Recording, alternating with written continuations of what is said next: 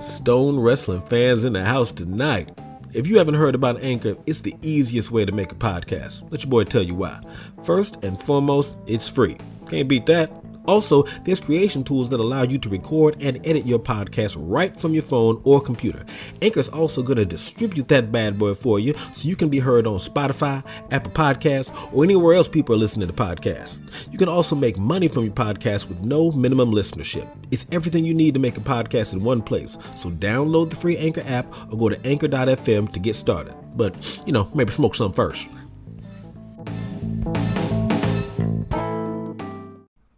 I bought a fucking Big E shirt, a Bobby Lashley Hurt Business shirt, and Bobby side plates this weekend. You did it. You are that fan then. And so I like, Please Vince, keep doing that thing. keep doing the black thing. Like, I'm with it.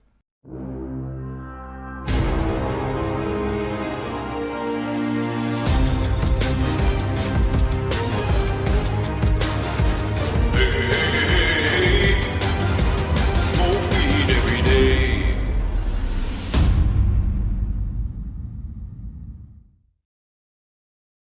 Oh yeah. Yeah, baby. Hello, hello, hello. It's time to get high on pro wrestling again. That time. It's a beautiful Sunday here in the Midwest. It's a great day to be outside smoking weed. That's what I was doing today. I was outside in my backyard smoking weed, man. That shit's legal where we are. Smoking a doobie. Smoking a Walk doobie. around smoking. Exactly. We can do that, and we can come in afterwards and talk about wrestling before we watch wrestling because it's a pay-per-view day. Wrestling before wrestling, and then after that wrestling, brother.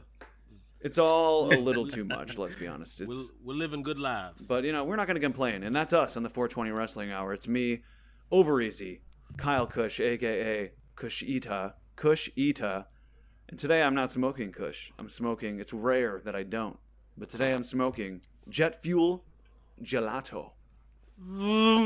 Yes, it's a great invigorating hybrid on the sativa leaning scale.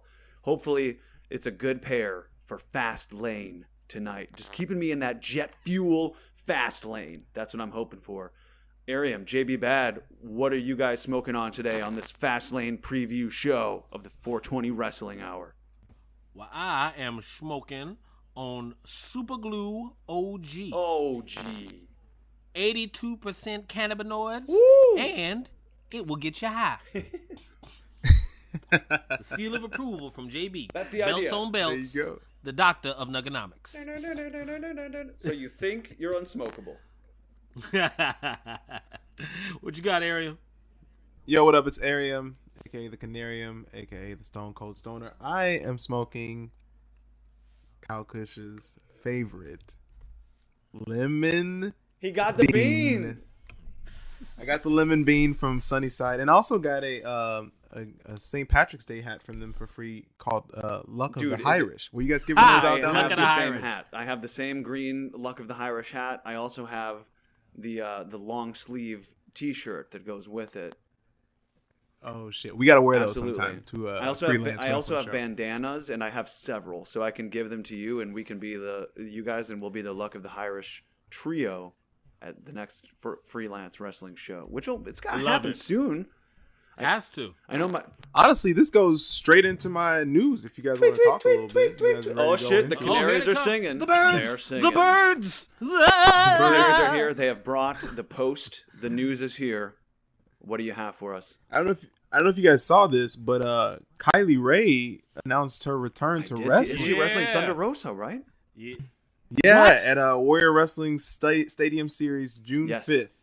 Where? In Chicago Heights at Marion Catholic High Yes. School. If I'm in town, I'm trying to go. Baby, we're going to see Smiley Kylie versus Thunderosa. This is June. This For is the June title. 5th. For the title. This is June 5th. You said. June Yes. 5th. June 5th. If I'm here, I'm there On God. because I'm vaccinated and I'm ready to rock and roll. I know I'm not, but I'm going to do my best. I hope you will be by then. Like that we're rocking and rolling. It's getting easier to get. At least there's a light at the end of the tunnel. Yeah, maybe I can get one by then. Maybe. Absolutely. Andrade, I was gonna talk about this last week. This is but depressing. it hadn't been confirmed yet. But Andrade had kind of confirmed that he had requested his release. That was around the rumor mill, and it's interesting to me, guys, especially because he's like dating Charlotte. Yep. It's just a very interesting thing that I'm like, huh? Like, is that gonna like affect them at all? Would she ever leave and go somewhere else? Is he gonna go to AEW? Because that would be fucking cool. He's not. He's not going anywhere. Yeah, apparently he ain't going nowhere because they denied his release. So Well, at some point his contract's gonna run up, though. Yeah. I don't know. I don't know what the news is on that. I don't know how long his contract is that he's not being let out of right now. But it's frustrating that a guy like that, who's really, people have been throwing this around. But when you think about his work rate in the matches we've seen, when he's been at the height of his game in his NXT reign, this guy's a generational type of talent who's not being used for no good reason, and you won't let him out of his contract to go do work somewhere else. It's like he's a toy that this guy, this kid doesn't want to play with, but he doesn't want to share it with anybody else. He's just like Go ahead. And I never really thought about this before, but like, and this is kind of a dark thought, but like, another person he did that to was Luke Harper. Yeah. And like, you don't know what's going on with these guys and how much time they got left and the goals they want to accomplish. Oh my and God. just playing with people's future like that. Like, Did his push stop after Zelina left? What'd you say? It stopped when he asked if his push stopped when Zelina left. Right. And it stopped when Paul Heyman got removed from talent positions. That's right. Yeah, him and Vince decided. Also, what's the other dude? Back to the void. He's there. He is there. He's in the wrestling void. With Humberto Carrillo, like all these Latino. Humberto Carrillo. Oh my gosh, my synapses. He's out there. You'll see him chasing after R-Truth every once in a while for that 24/7 championship. But he's jacked now. Like he's on that LL Cool J Wesley Snipes diet. Yeah, he was a charismatic, talented dude as well. I mean, they were looking for that Latino dude to strap the rocket to, and apparently Andrade didn't fit the bill either. I don't get it. I don't get why. Bro, what's the other guy's name? I can't. You talking about Angel Garza? Garza. Yes, bro. Like he was on fire. I thought. Like I was really all three enjoying of them are him. great, but then they just put them all with Rey Mysterio nice and chicken shit heel. Booked them all together, doing lucha matches, pigeonholing them. It's just. And then they just stopped booking them. Yeah. They just stopped. Like I think his feud. I think at least Andrade's feud with Ray was awesome. Oh, they were doing exactly. I was gonna say, really I think enjoyed that feud. It's done well, but then they just had nothing else. They just They stopped. didn't do anything. Yeah. So I wish the best for him. I mean, I hope something happens and they start using him ASAP. I mean, like JB Bad, it's a somber but right on point. Like there are expiration dates on these guys' careers, and this is just a fucking waste of a guy who could be really entertaining us right now, selfishly. But anyway, what else the Canaries got? Charly Caruso was pulled from WWE TV due to some backstage heat with some top stars. It looks like Randy Orton and Sheamus were named. Vince was not happy and took her off TV. I knew she was off Raw Talk, and they brought in this new guy named I think Kevin Patrick. Yeah, he's been on Raw or SmackDown or something as well.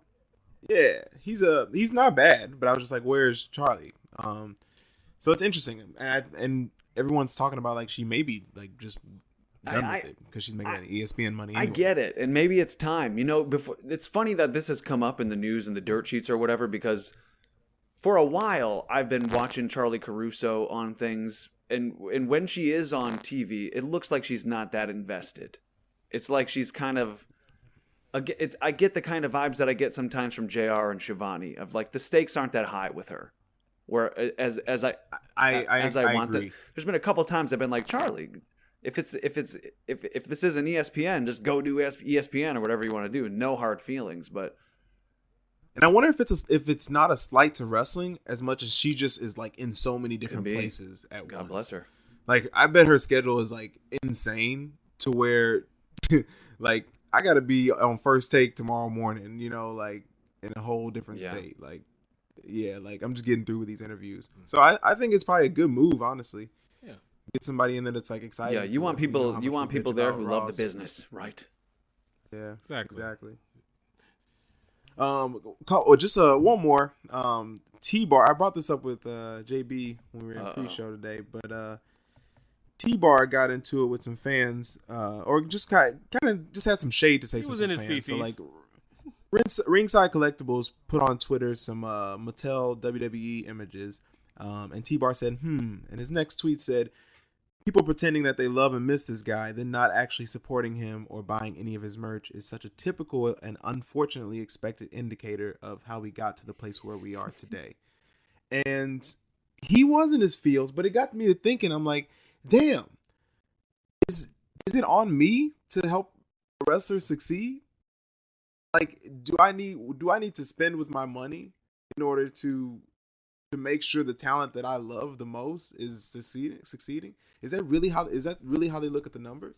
I think that's the most direct way that you can support them. I mean, I've definitely felt a little bit like that sometimes at indie shows, leaving when you got to walk past the merch tables, and there's been a few times I've made a comment to a wrestler like, "Wow, what a great show," or like, "Hey, great match," and they're kind of like, they give you the look of like, "Put your money where your mouth is, bro," you know, like, buy my shirt. And there's been times where I'm like, I literally cannot buy a shirt. I could only buy one PBR tonight. I'm very broke, and I would like to, but I'm very excited to go back and start patronizing some of these wrestlers and their merch tables. But yeah, I don't know. It's the guilt tripping is something. Man, I don't know. Yeah, I that think I feels like a agree. really interesting, like inside the industry thing.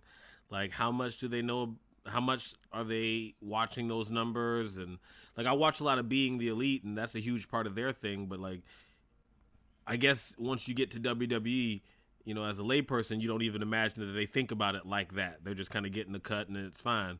But no, maybe they do. Maybe they really look at that stuff.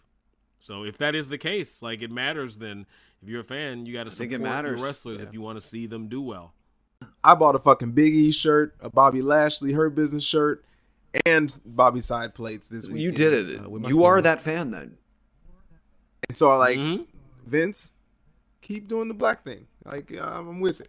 Please, that's my money. Please keep doing that thing. Take my money. I'm a little worried, and we'll get into that when we talk about the week in wrestling. I know. I hear it. Because I might be all for the news. Well, speaking of the week in wrestling, should we get into the talk about some AEW? Yeah, let's get into some kayfabe wrestling because yeah, baby, it's a little dark Dr. in here. The lights Britt. just went out for some reason. I don't know why power's out. Turn on the lights. I was just joking. I was making a reference to the lights out match.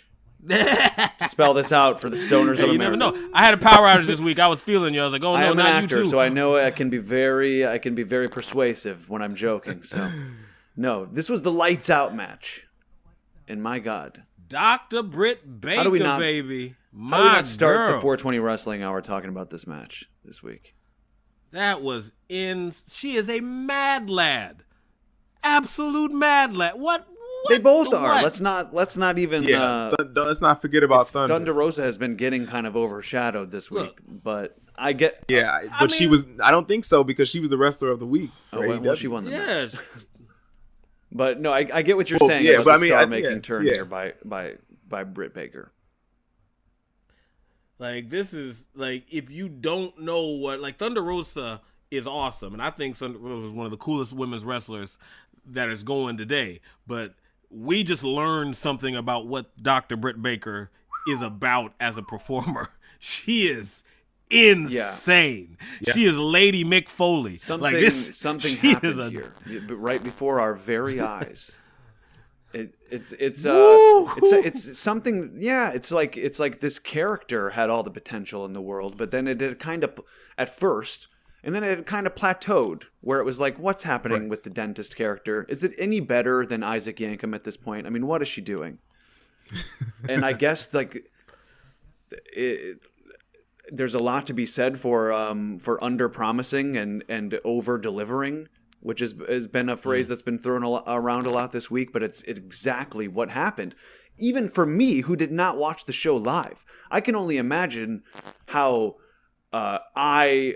utterly eye-open, jaw-dropping this could be for someone who watched this live and who truly was under-promised and over-delivered here. I mean, I knew that from people texting me like, "Oh shit, Britt Baker, like did you see that match?" I knew when this was main eventing, like, okay, something is going down here that I got to pay attention to. But if I wouldn't have known about that going in, I may have even like had the urge to fast forward a little through this thing before I knew what was good for me. Like, I had no idea that you were going to get this kind of caliber of match this on AEW. Yeah, by far for me, the best women's match I've ever seen in AEW. Oh, without a doubt in AEW.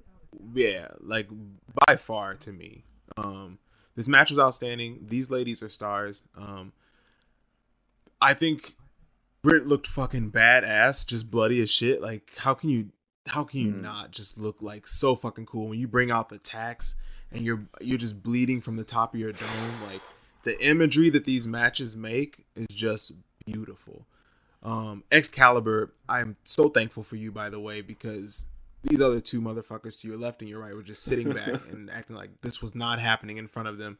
And he was trying. They're probably turned off by it. It wasn't, not my cup of tea, this kind of match. But Jesus Christ, just such a great finish, man. Like, I think Thunderosa needs to be champ. I think you're right that we learned something about Britt's character. I think it brings a whole new view of this whole like dentist thing to it. Like, she's a dentist, but like an evil fucking dentist, and she may like really tear your ass apart when you get into her fucking room. Like the mentality now is like it's so different. So this is what I've been needing. Her like going to the dentist. Yes, exactly. We talked about this last week. It's like, I need to know something about these ladies. Like a beautiful match and a like very colorful match isn't like just enough for me. But I learned something about Britt Baker. I learned that Thunderosa is just the cutest little baby face ever. Like, I just really, really enjoy her. Yeah. Also, I just think 3 distinct standouts were made that night. Obviously with Britt Baker, with Thunderosa, and I also think Jade is gonna be like a fucking star of that division too, man. I have some big hopes for her. Just like watching her, just kind of like watch on her match that she had earlier in the night was great. This made me excited for the women's division. How could it not? Like this night, she's a bright spot for sure after 2 matches. Jade is, but no, this lights out match. I mean, do you have any thoughts on this, JB Bad?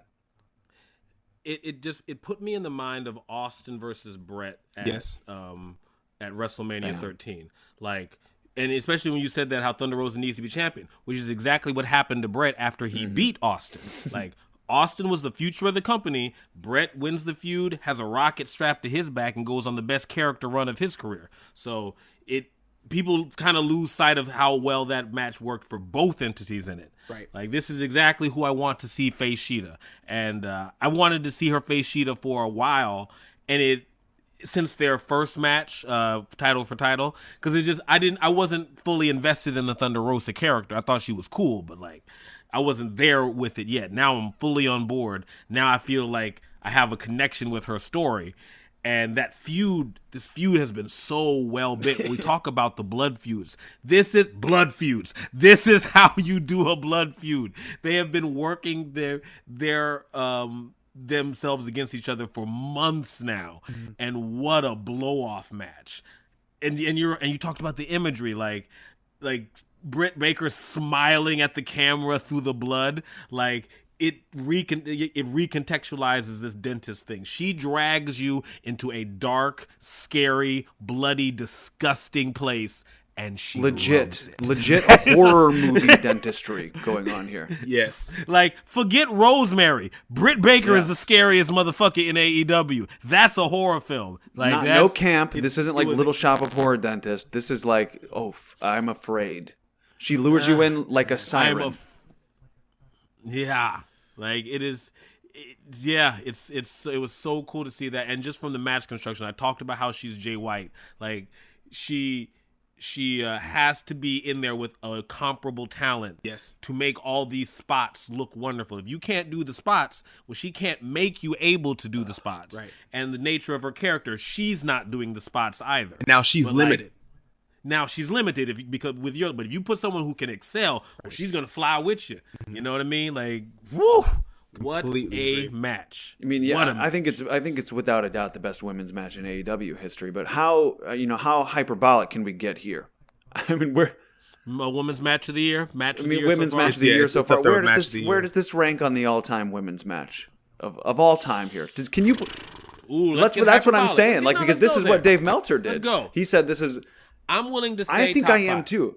What did he say? I think Dave Meltzer said something to the effect of this is one of the best women's matches in American pro wrestling history, among or top 5 or something. And right now, Britt Baker comes off as a bigger star than any woman on WWE TV. That's what Dave Meltzer said. I didn't even hear that. Bro, he's been so. I'm not gonna get into it too much, but that motherfucker also just said that Edge is not gonna look good at WrestleMania because he's too old, but he mentioned Goldberg as one of the options that's not gonna be there. And I'm just like, like any wrestling journalist, I'm sure he needs to say things to inflame people to get us to talk about him like we are right now. But for better or worse, he is kind of an arbiter of these things in the wrestling community on the internet or whatever. So he does start, get these conversations rolling. But I don't know how wrong he is on how, you put this up there with the Sasha Bailey's. Yeah, let's see if we can just off the top of our head try to name 5. That's what I'm saying. I could do the Evolution match with Charlotte and Becky. Sasha of course, Bailey, Sasha Bailey Brooklyn. at Hell in a Cell and at TakeOver Brooklyn. Mm-hmm. I'm saying Asuka Charlotte WrestleMania. No, not for me. Okay. But I get why you say it. No, not for me. No, not for me. Really, I love that match was fun, but I was so disappointed at the end. Not just because Asuka lost, but that's fair. I mean, by the finish, that's people fair. will argue, this as far as in ring technique, and this is the point. This is the point with this whole thing. Dave Meltzer's not correct or wrong. It's subjective. The motherfucker just has a platform. So congratulations to him, but I don't give a fuck what he says. I don't want to see Goldberg. I'd rather see Edge. I mean, it may be a top 5 match. I think on a certain mood or whatever day it is, it may be a top 5. There are match. people. It is subjective, but it was a dope ass. There are people who this is not their cup of tea. They don't want to see the blood, and they don't want to see the tax, and they don't. It's unnecessary. It's not. It doesn't make sense psychologically that they would go through this much and be able to kick out of things, that kind of shit. But I think. Yeah, my wife loves women's wrestling, and I will never be able to. Watch this match. Mine, there's no way. So it's just she wants to see women be badass. But by the way, not to tangent too far, but Freelance's match of the week was the very match that turned my girlfriend off of live pro wrestling forever. I haven't got to watch the video yet because I wanted to see if you were there with me. I couldn't remember because I've gone to so many of them. I was there. Okay, I was there. Yeah, me and my wife. I was going to say, I was pretty sure that was the one you and your wife went to. Was it the Monix one? Monix and Isaias Velasquez. Which the Britt Baker match put me in a mind of too. Absolutely. This is baptism by fire for your Britt Baker has earned a level of respect, and Monix that night earned a level of respect to people who aren't into them. Even if you're not into it, you must respect this performer going forward on a certain level. So that's that kind of. It just functioned on so many levels. That's that kind of Becky Lynch with the broken bloody nose, striking imagery that exactly what I thought of. That can turn even someone who's already a star into a mega star. And I'm so excited to see where this goes because she's cool as fuck. She's badass. She's scary. She's hot. I mean, the best thing about losing is she can go to the back of the line and work this scary character all the way up to the top. Hey, let's have her do a feud with who's the crazy one? Rosemary's on TNA. Is Rosemary? No, who's the Abaddon? No, Rosemary. Abaddon's the one on TNA. No, Abaddon's the one Rosemary. who's on TNA. Let's see that. No, wait, maybe it's switched. No switch. That's what I thought. Abaddon's Yeah, the one. Rosemary's on TNA. Because I haven't seen Abaddon. Impact. And Rosemary's in my head because I watch Impact, and Abaddon is not in my head because she hasn't been on I was TV. gonna say I haven't seen her, so which is probably smart as well. Let's Yeah, I guess. But yes, no, this was we can't talk about it too much, even though we could. It's shit. Yeah, let me move on to this TNT segment, TNT Championship segment. I want to talk about Lance. I am really into Lance. I liked him talking today on Wednesday. I liked when he came out and kind of was just like going at Tony, and he was like, "When are you gonna stop interviewing Sting?" I was like, "Yeah, same question." Really ready for that. I think where I got a little confused was like, what the fuck did Jake the Snake Roberts just say? Like, I think Jake the Snake is ruining Lance Archer. No, he's right. Like Ariam's right, but no, he's right, but no. Like how much of my love and my defense of Jake Roberts that I'm about to do is because I have the nostalgia goggles firmly planted upon my face, and just like, come on, we were just talking last week about these Trump loving racists. Now you're being sentimental about him again. I don't know. I think it's kind of effective, the message that he sent. You know, what did he say? Here. I couldn't tell you. That's why I said, "What the fuck did he just say?" Sounded like this. Sting. I know he pointed and Sting, he so murmured. you know better. And listen here. Yeah. Why would Sting know you? You guys have spent almost no time. You must have seen me on some sort of TV show, all right?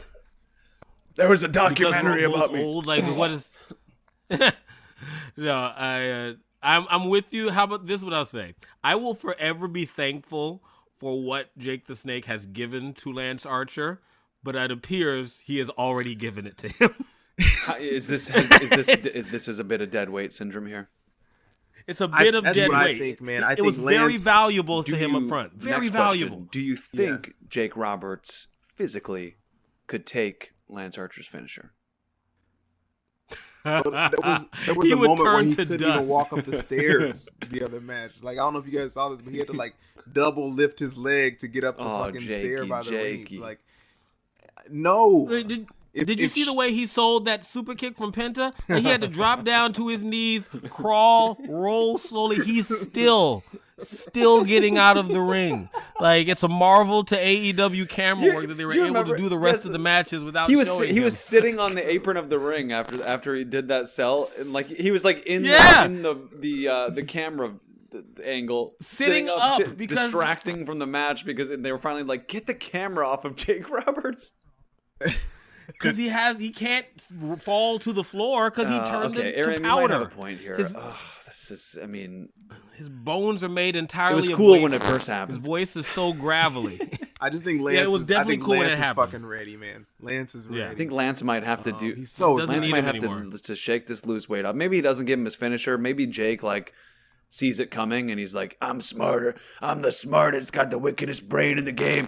I saw this turn coming a mile away. And Jake sicks the snake on Lance Archer, but Lance Archer just kills the snake and eats his head or something. I know you can't actually do that on TV, but something. Do you know what would be more effective if we could find a way to get Jake to turn on Lance?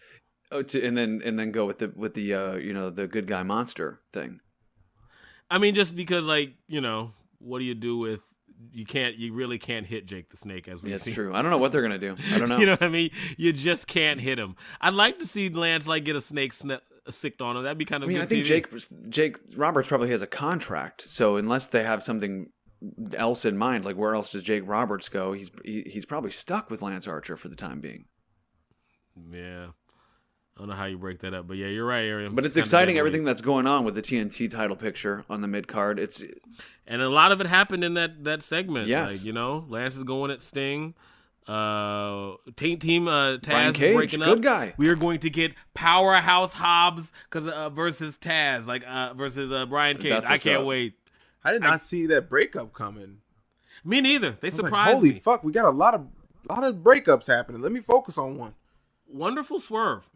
I agree. Because like I was just like, come on, you can't. We've done this. You can't keep doing those team tags. Like, you know what? We're not. I think it was a good call. I did not see that swerve coming from Brian Cage at all.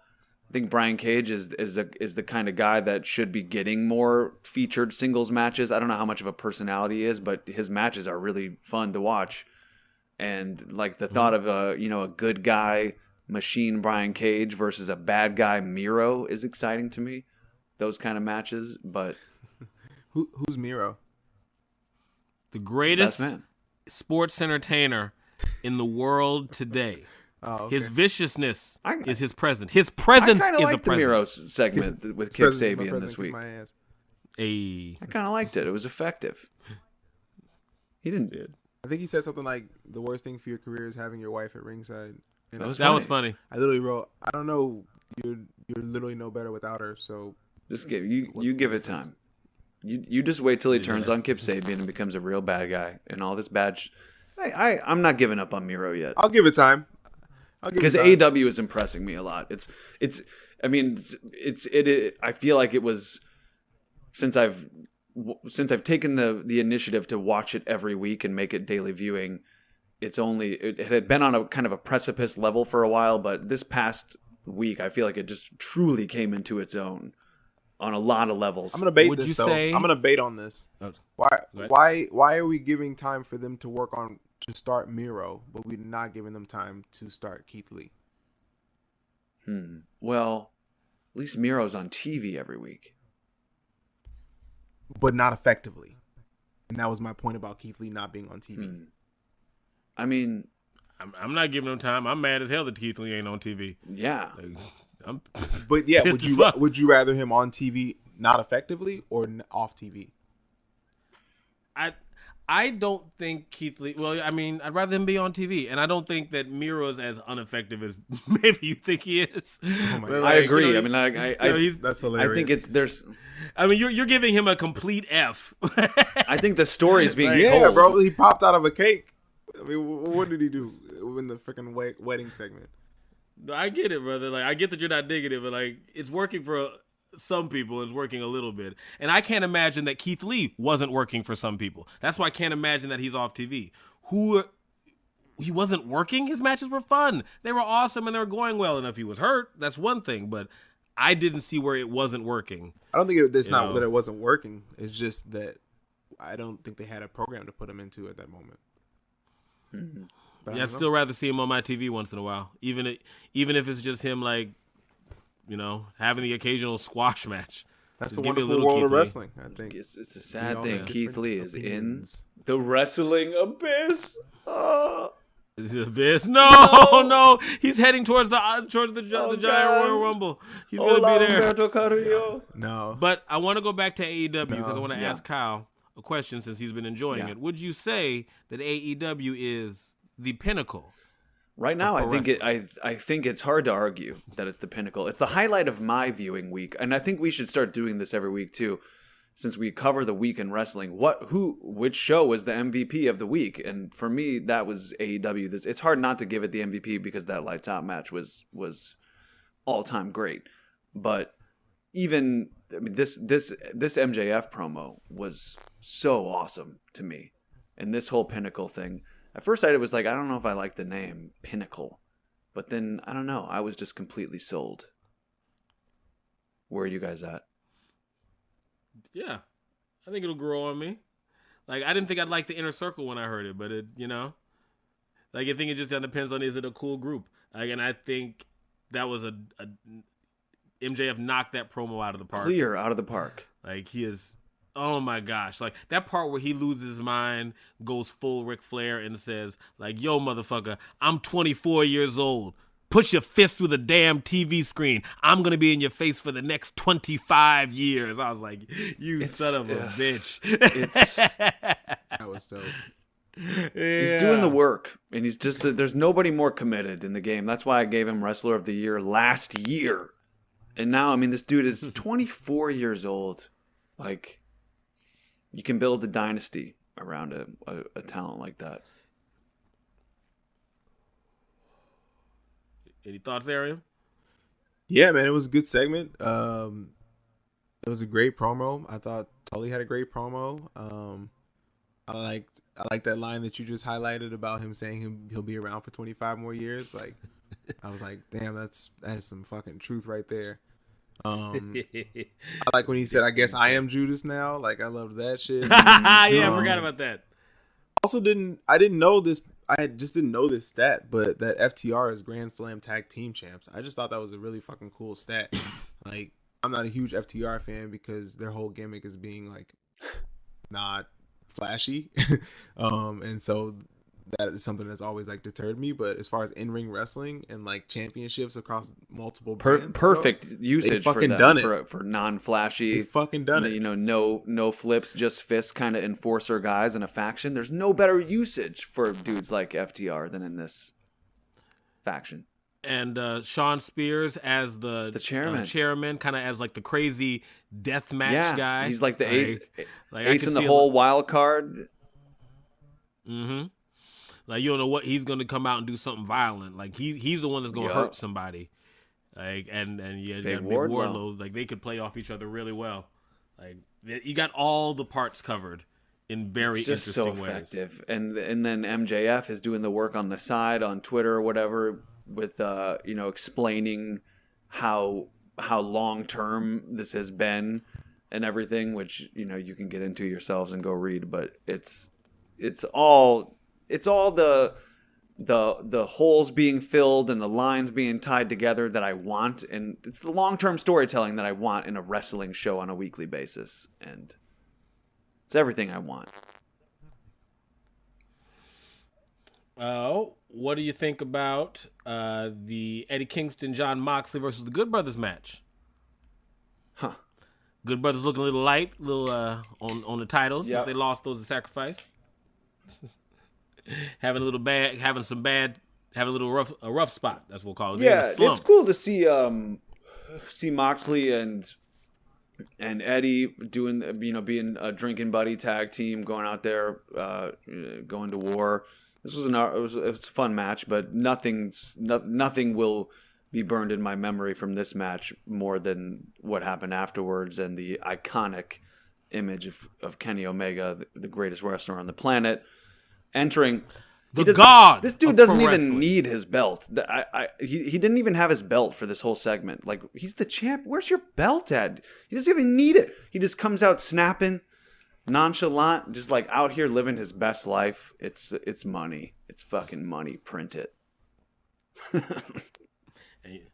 Speaking of money, Young Bucks coming out to make the save on old John Moxley. Won't let him. They take out Eddie Kingston's leg with the chair, and then they're going to go do the same thing to Mox's neck. I'm like, this is how they write Mox off. Well, okay. But then Young Bucks come out and make a very heroic save. And then layers on it. And they're really working me because they're able to work me with John Moxley because I keep expecting them to write him off TV. So every time someone gets him on the back foot, I'm like, oh, here we go. So saves are like super effective on me right now because I'm waiting for it to not work. But the Young Bucks came out and make the save, and we're gonna get the Good Brothers versus the Young Bucks down the line, and that's gonna be some fun. Yes. You think the Good Brothers take the titles off the Young Bucks? I think it would be great if they did, because that whole non-AEW wrestlers holding the AEW belt would be good for storytelling. I would dig that. That'd be kind of cool. And that would make more sense of why they dropped the TNA belts. Just maybe. I keep saying TNA. It's Impact Wrestling. Still I will Impact, put baby. respect on their name. Put some respect on that. Oh yes. So, but I do. Again, it was a great all around episode on Wednesday night that you could do a segment that great and have it not be in the main event. Yeah. Great shit. Ariam, are they winning you over yet? Are you liking AEW more? I've liked this show tepid. since I started watching it. It's just still not polished. And it has nothing to do with in-ring wrestling. It has something to do with just spectacle, honestly. Like, I think the spectacle is low. The like the direction is low. I think it's something that and not consistent, and I think that bothers me just from like a personal standpoint. But yeah, the stories are cool, man. It's just like it's hard. You know how it is when you started watching AEW. It's about investment, right? And I've only known these characters for a year now, maybe a little over. And so, but I've known these WWE wrestlers, some for 20, you know. So, and you're used to that production style. It's just gonna take as well. And I'm used to that production style. So it's just going to take time for me to learn these people and care about their entire character and you know, everything as much as I do the WWE product, but also to kind of break the view when I watch wrestling of like, it needs to look like this. Yeah. You know, I think it's going to take both of those things. But I think it's taken me a shorter time to get over those things for some reason. I was just thinking about it today when I was thinking about what I wanted to talk about on the show, and I'm just like, yeah, I really loved AEW this week, and I was making the point in my head of how I feel like I'm not thinking on a weekly basis about those things that I used to think about, like the production is just not there. It's just like the vibe is reminding me of watching Nitro when I was a kid. It just seems wrong. Like this isn't the right show. I get almost the vibes that I used to like by watching NXT. It's a smaller scale. It seems a little more intimate. It seems a little bit sometimes like more like I'm watching an indie show. I don't know. I'm starting to like those things that I didn't like at first, which is weird, or maybe not weird. I think it will be better for me probably when there's like actual crowds. When we can actually go see AEW. Yeah, going to an AEW show will be different for me than like watching their, like I said, the direction of their show. You know what I mean? Because when you're there is no direction. You are paying attention to what you want to pay attention to. But I think sometimes their like framing and shit just gets me a little distracted, especially when I'm high as and that happens all the time. 100% of the time that I watch wrestling. So, shall we move? Yeah, let's move over to the other show. We're gonna get over to WWE now and get into FASTLANE excitement. But first, NXT Wednesday night. Baby. I don't know. This show was an afterthought to me this week. I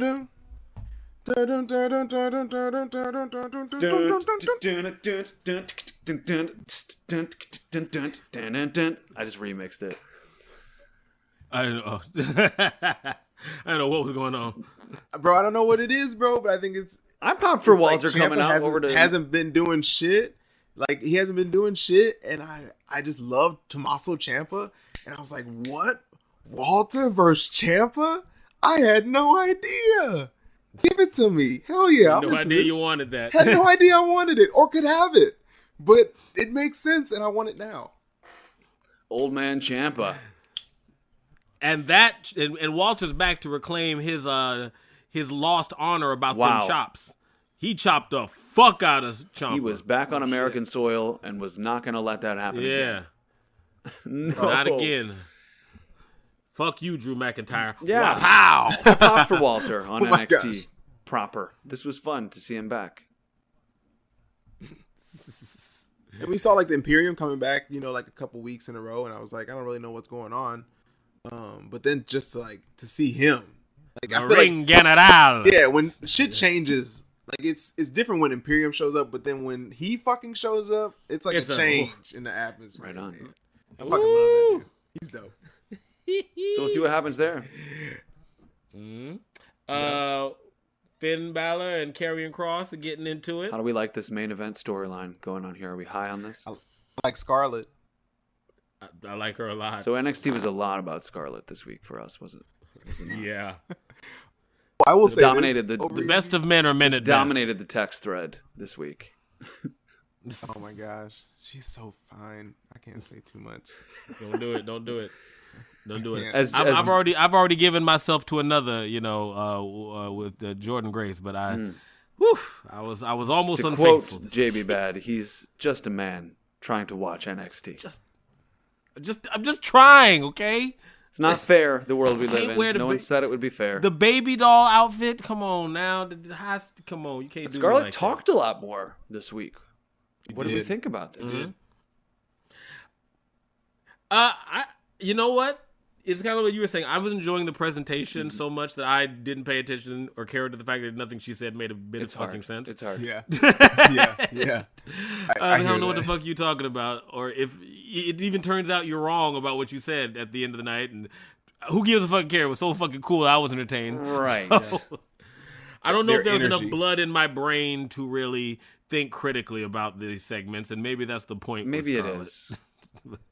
But I was trying. I wanted to be here for it. I like the lore and the mysticism, and that was there a lot more, and the mystery was there a lot more when their first go around when he won the championship. But now they're clearly going good guy with him / them, and Karrion Kross seems a little bit more like blue collar dude now. He's like making references to the fans and what they want and shit, but yet Scarlett is still going with the, I have visions and the tarot cards and things like that.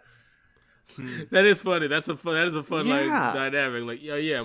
My wife sees visions and things, but me and you, we really gotta fight. It's kind of like he doesn't really entertain any of the things that she says. She's like, I see a vision of 2 champions draped in gold, and he's like, anyway, are we fighting or what's going on?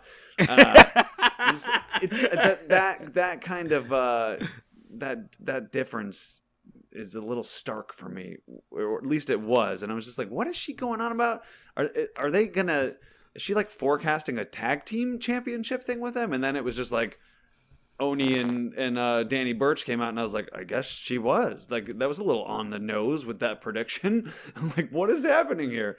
I don't necessarily know if I liked what they were doing with the story with them, but the action was great, and I liked the bit at the very end with her helping him up and then getting the big forearm to the neck. That was a fun imagery, but yeah, I have no complaints. Nothing that happened actually made sense. Right, but the action was great, and Scarlett was great, and yeah, man, I loved this new thing that we saw with, I think, Karrion and Scarlett, where like Karrion don't fucking play about Scarlett. Like, I think I can't even remember who it was, but somebody was about to try to fuck with Scarlett, and Karrion just laid him out. Like, it was Finn.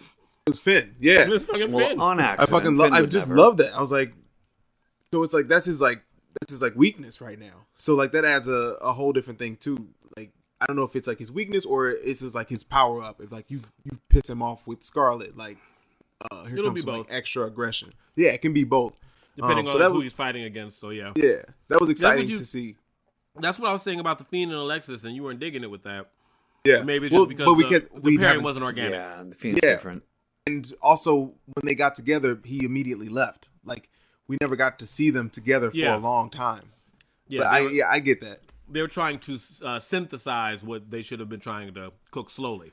Also, Fiend is so, like, not human looking that I can, like, understand that that Karrion cares about this woman, but like the Fiend, like, I can't. Yeah, I was getting kind of confused on like why he cares about Alexa. Right. You know what I mean? Like, but anyway, that's just that's another show. Anyways, I have to say there may not be a better entrance right now in all of wrestling for me than this entrance. Karrion Kross. I appreciate you saying that. Sure. Yes. I think it's the top for me right now in all of wrestling. It's the most amped up I get watching wrestling through the week. Like I just like start like I'm just like that's the part where my girlfriend's like, "What? Who am I with?" Right? And like, I think there's like the fucking bass guitar at the beginning too. There's some trend going on TikTok, which I don't know because I'm too old to be on TikTok. Even though I think I downloaded it on my phone because I was going to look at it and then didn't end up looking at it. But there's something a trend going on there where like a girl will film her boyfriend and like here's why I know my boyfriend won't cheat on me or something like that. And that's what she said to me. She's like, I need to film you for that TikTok trend of like, here's how I know my boyfriend won't cheat. Because I'm like, oh, this is so good. I'm marking out to this fucking wrestling entrance. This man in briefs and his girlfriend miming the words to this theme song. I don't know what, but it gets me. It's so good. It makes me want to work out, which I never want to do. So I gotta use that energy. Holy fuck, I love it. Yes, I love best theme in the game right now. In my book. And what else on NXT? Was there anything else worth talking about here? Yeah, we had some parts. We had some Adam Cole, Kyle O'Reilly drama. Bad We had a few boy! segments. What you gonna do? I hate everything you stand for. You're a bad person. All right, we have a situation here in Orlando today. We're going around here. No, we don't. I think it was Tampa, actually, that they're in. But yes, this was an episode of Cops on. This was some real Florida shit on NXT. William Regal on the scene. That made zero sense. That made zero sense. He's like, "Oh, I'm sorry. I was like, I'm sorry, cops. Did this just I got happen like this." 5 feet away? It's like Kyle tries to hit Adam Cole with his car, or tries to run him off the road, and William Regal comes to the cops, and he's like, "Hey guys, it's okay. I'm their employer. They can come with me now. You don't understand. It's They're okay. wrestlers. Don't you worry about them." Yeah, I'm like, what the fuck? You can't just get them out of trouble. She's like, that doesn't make any Regal, sense. Mr. Regal, can you WWE's an go ahead? Go ahead. I was gonna say WWE's an essential business. They got power That's what like I'm that. saying. Oh my god. Regal's like, if the police decide, hopefully, not to press charges, we're going to have to let these two wrestle it out next week. It's like, well, let's hope the attempted horrible. vehicular manslaughter charge will just be dropped. Yeah. Oh my gosh. Cole said something in his first segment that made him sound like a fucking dweeb, bro. He was like, well, not if I find him first, and then just like stormed off. I need them to do better, because this whole Undisputed Era thing breaking up has to be for something. It has to be worth it. I don't want them to fuck this up. You mean like, why would Adam Cole do what he did? Like, tell the story of that? No, I'm okay with them, like, them doing this rivalry. I just want it to be written well. Sure. Like, even the moment-to-moment lines need to be written well. Yes. I just don't want them to fumble up. Because it can be a fucking great... It can be match of the year. I think they've... Not just booked well, they need it to be written well. And to me, this segment was a fumble. I laughed. This was comedy to me. And I don't think that's the way that they wanted it to be looked at. Maybe that was just me being a stoned guy watching wrestling and being like, this is like Cops. I think it'll look cooler in the package. What'd you say? It'll look better in the package. I hope. Yeah, that makes sense. But the scene with the... Because the idea of Kyle trying to run Cole off the road without William Regal being involved, I think is interesting enough to me for the video package. But like the William Regal thing really fucked me up. Yeah, it wasn't the Stone Cold imagery that I think they were going for. Correct. But it happened. And I would love to see the wrestling match when it happens. Probably on that 2-night WrestleMania weekend thingamajig. Stand and deliver. That's what I'm looking for. That's what we're going to have to do. 4 nights of wrestling. It's going to be crazy. I can't even wrap my head around that at this point. I'm going to have to quit my job. Yeah. Seriously. Which I'd love. Oh, God. So we move on to the main rosters, or is there any more to talk about on NXT? No, I think we can move on as well. It was a good Wednesday night, but it's time to put our blinkers on, our turn signals on, and switch on over into the fast lane. Yeah, baby. Let's get ready for FASTLANE. So this isn't a program that's actually on Fastlane, but I wanted to bring it up because I need to know what you guys think. As a New Day fan, I'm always happy when they have the fucking title. Let's talk about this. You know, another number to add to the fucking Big E entrance theme. You know, like I don't even know what tag team championship number this is, but it's got to be almost double digits, right? I thought this was too early. At first I thought this was too early for Hurt Biz to drop them. I think that like I wanted to see Bobby Lashley and Cedric and Shelton with the belt with MVP on Raw for a while, like just getting a lot of heat, and then them dropping the tag belts, and then him eventually dropping the championship. So I thought this was kind of mismanaged, and then I was thinking, I don't know, I got excited about AJ Styles becoming like a Grand Slam champion because I feel like that's what's about to happen with this match, like with Omos and AJ Styles. I think they're gonna have the tag belts at WrestleMania. You mean Abiyoyo? I'm sorry. Almost will be forever known as Abiyoyo. Abiyoyo. Kofi called him Abiyoyo, which is one of my favorite childhood books growing up. And he said Abiyoyo, I lost my damn mind. I did not get the reference. Admitted. Abiyoyo, Abiyoyo, Abiyoyo, yo, yo, yo, yo, yo, yo. The giant had never heard a voice like this in a song about himself. A wide grin spread across his face. This is a child's book that we read to my niece sometimes. I'm touched by this. I had no idea. Marked out. It's been around since I was a kid, and I was like, he said Abiyoyo. What a pure thing for Kofi to say, of course. Pure. The They pure. both have fantastic ad libs. That's why Kofi deserves to be champion, because he can say the Abiyoyo promo. It's so good. I love it. Good. Yeah, but go ahead. Sorry, No, cook, JB. Okay, well, I just like, I like when exciting things happen on Raw and title switches happen all the time. Sometimes I think that I'm making hot potato. I was surprised too, but they tried to tease it out of me during the show, and they're like, hey, like there's been about 100-day reign for the Hurt Business. I was like, oh, well, that's a solid reign, which is exactly what I said I wanted. And this would make the New Day 11-time or 10-time champions. I'm like, that is a nice round number, and they like that.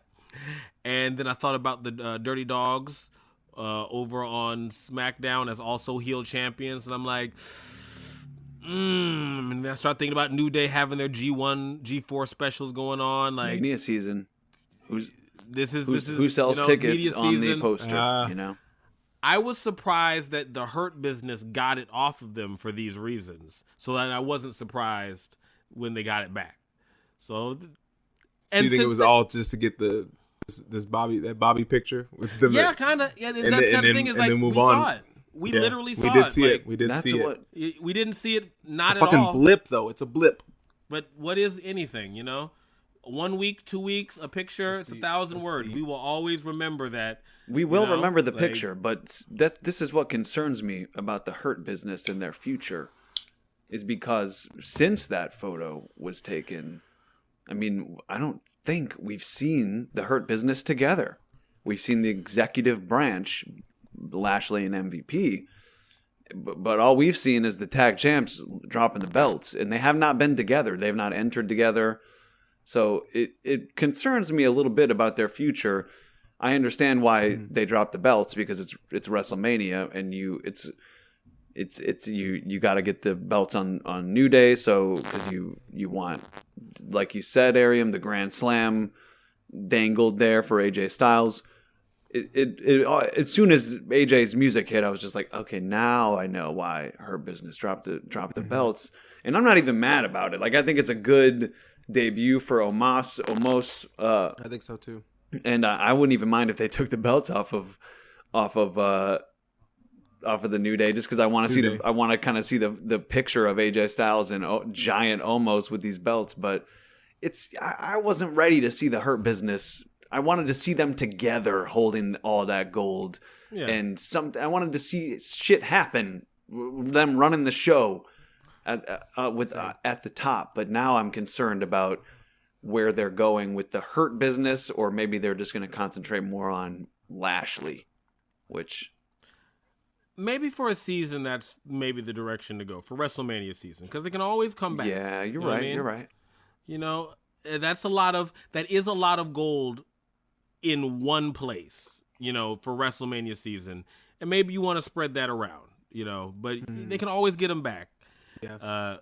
And maybe from another angle, this was always about the New Day, because they've been quietly, since they lost, winning their matches, having good tag team matches. So, they lost, and then they said, cool, we're going to go back on the grind, go to the back of the line, and get ourselves back in position. And they did exactly that. So from a certain angle, this has been a story about the New Day getting their groove back the whole time, which just kind of coincided with a nice fat reign for the Hurt Business, which is great.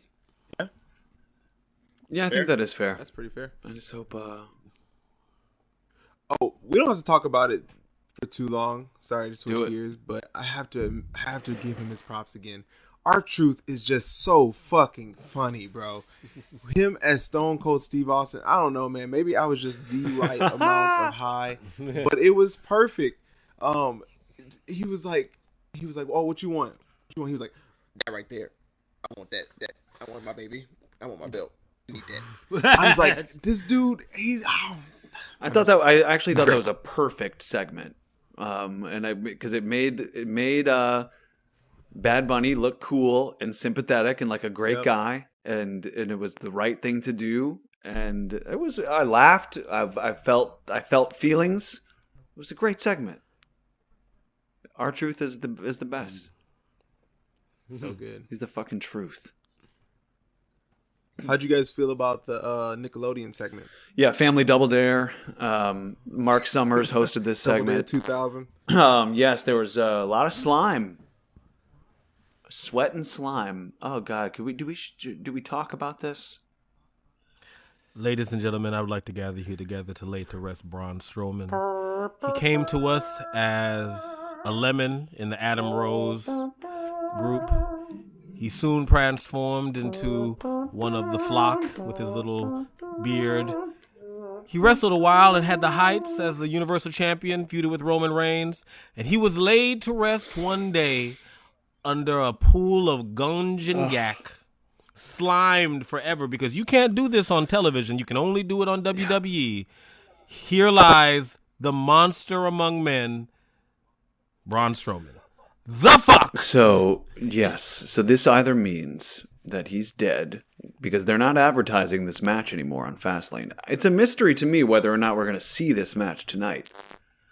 So, because it's literally, it's not advertised. So, like on Wikipedia and on WWE.com, it's not advertised tonight. So it's kind of a mystery.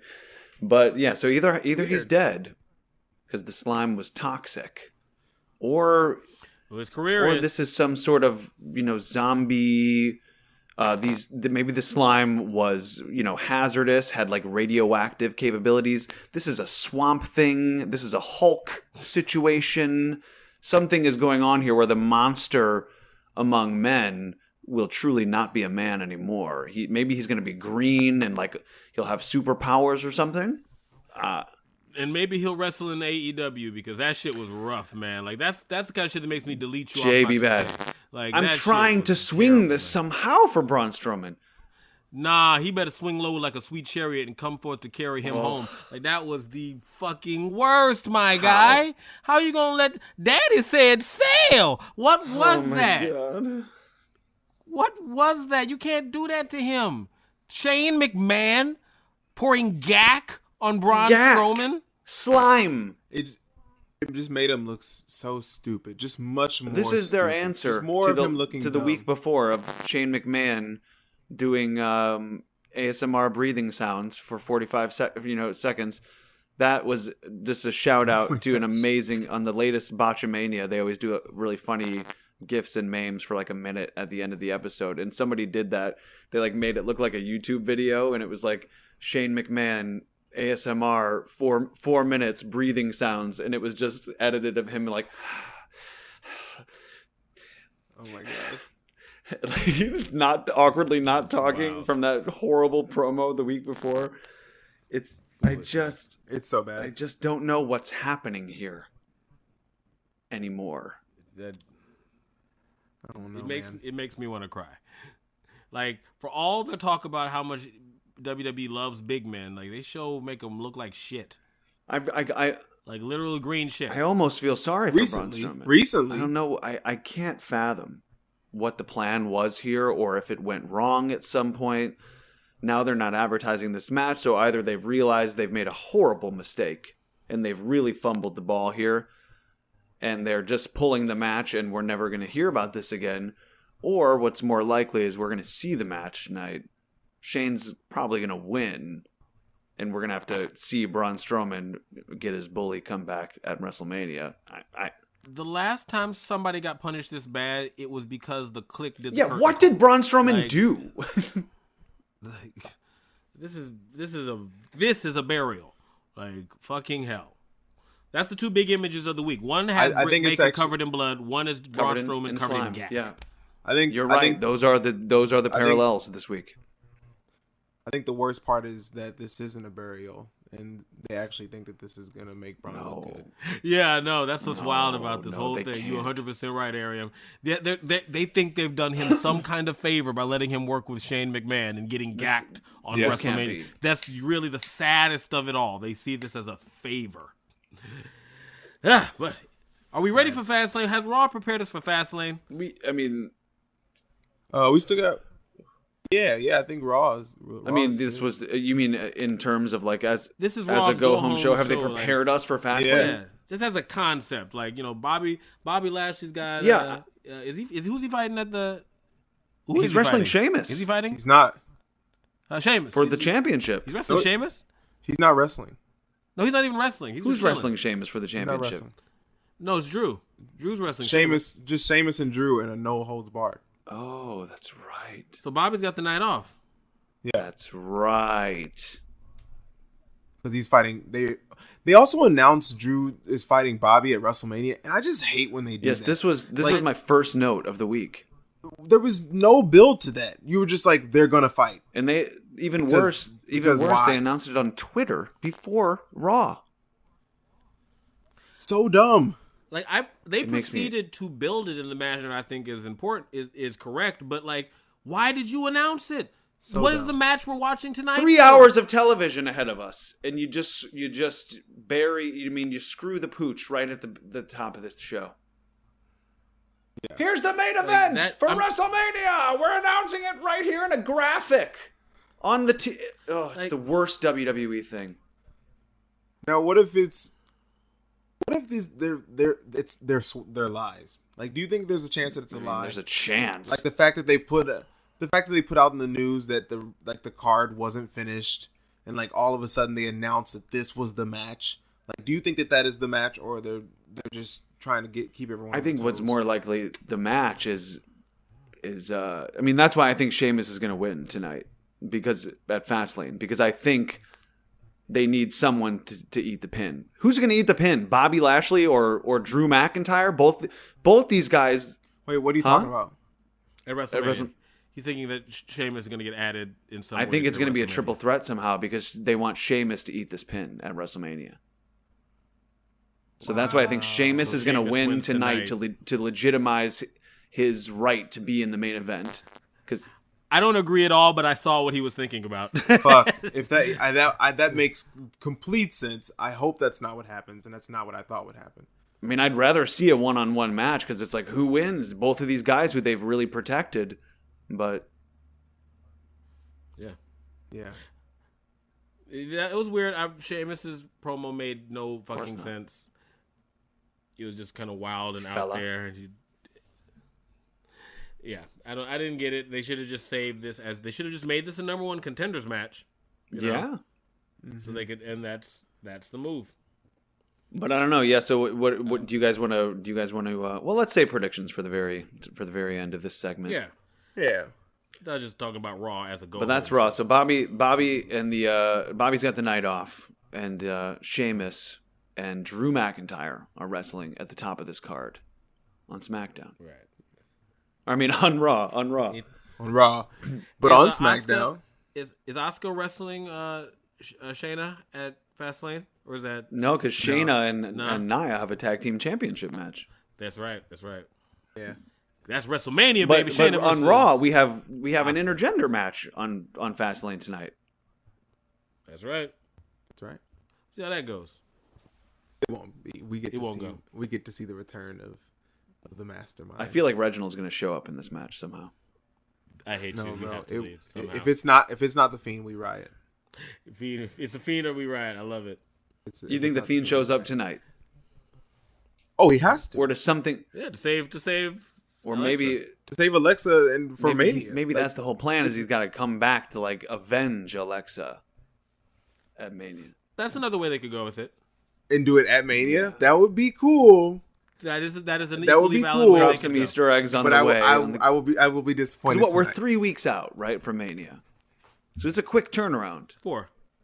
4, I guess. Yeah. Well, just think about how bad a segment would be tonight with Randy and Alexa if we have to watch it without the Fiend. Like, that's gonna be way too long. Oh no, I don't know what they're gonna do. I guess we'll see. I don't know. It could be happening as we go. You got me right about this. I am in full wait and see mode for this. I have no expectations. I'm just like, show me something. Yeah, I'm we're in the see passenger something. seat. I'm fucking excited.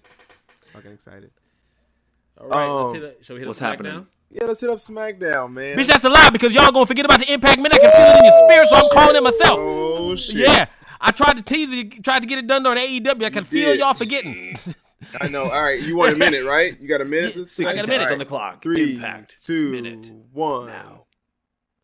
Bang, bang, it's your mouth. It's back with vengeance. It won't be forgotten. It won't be stopped. It's the Impact Minute. Here we go. The juice is loose. They rule the roost, and the caboose is going back to Japan with boosted tag team titles from the Impact Good Brothers. They said, sorry, bitches, we going to take these titles on back to Japan. Y'all go ahead and have that slump. Go ahead on to AEW and lose another match while you're at it. So we have the continuing tumbling and slumping of the Good Brothers. Boom, we going to move over to the thick. 30 seconds. Jordan Grace out here.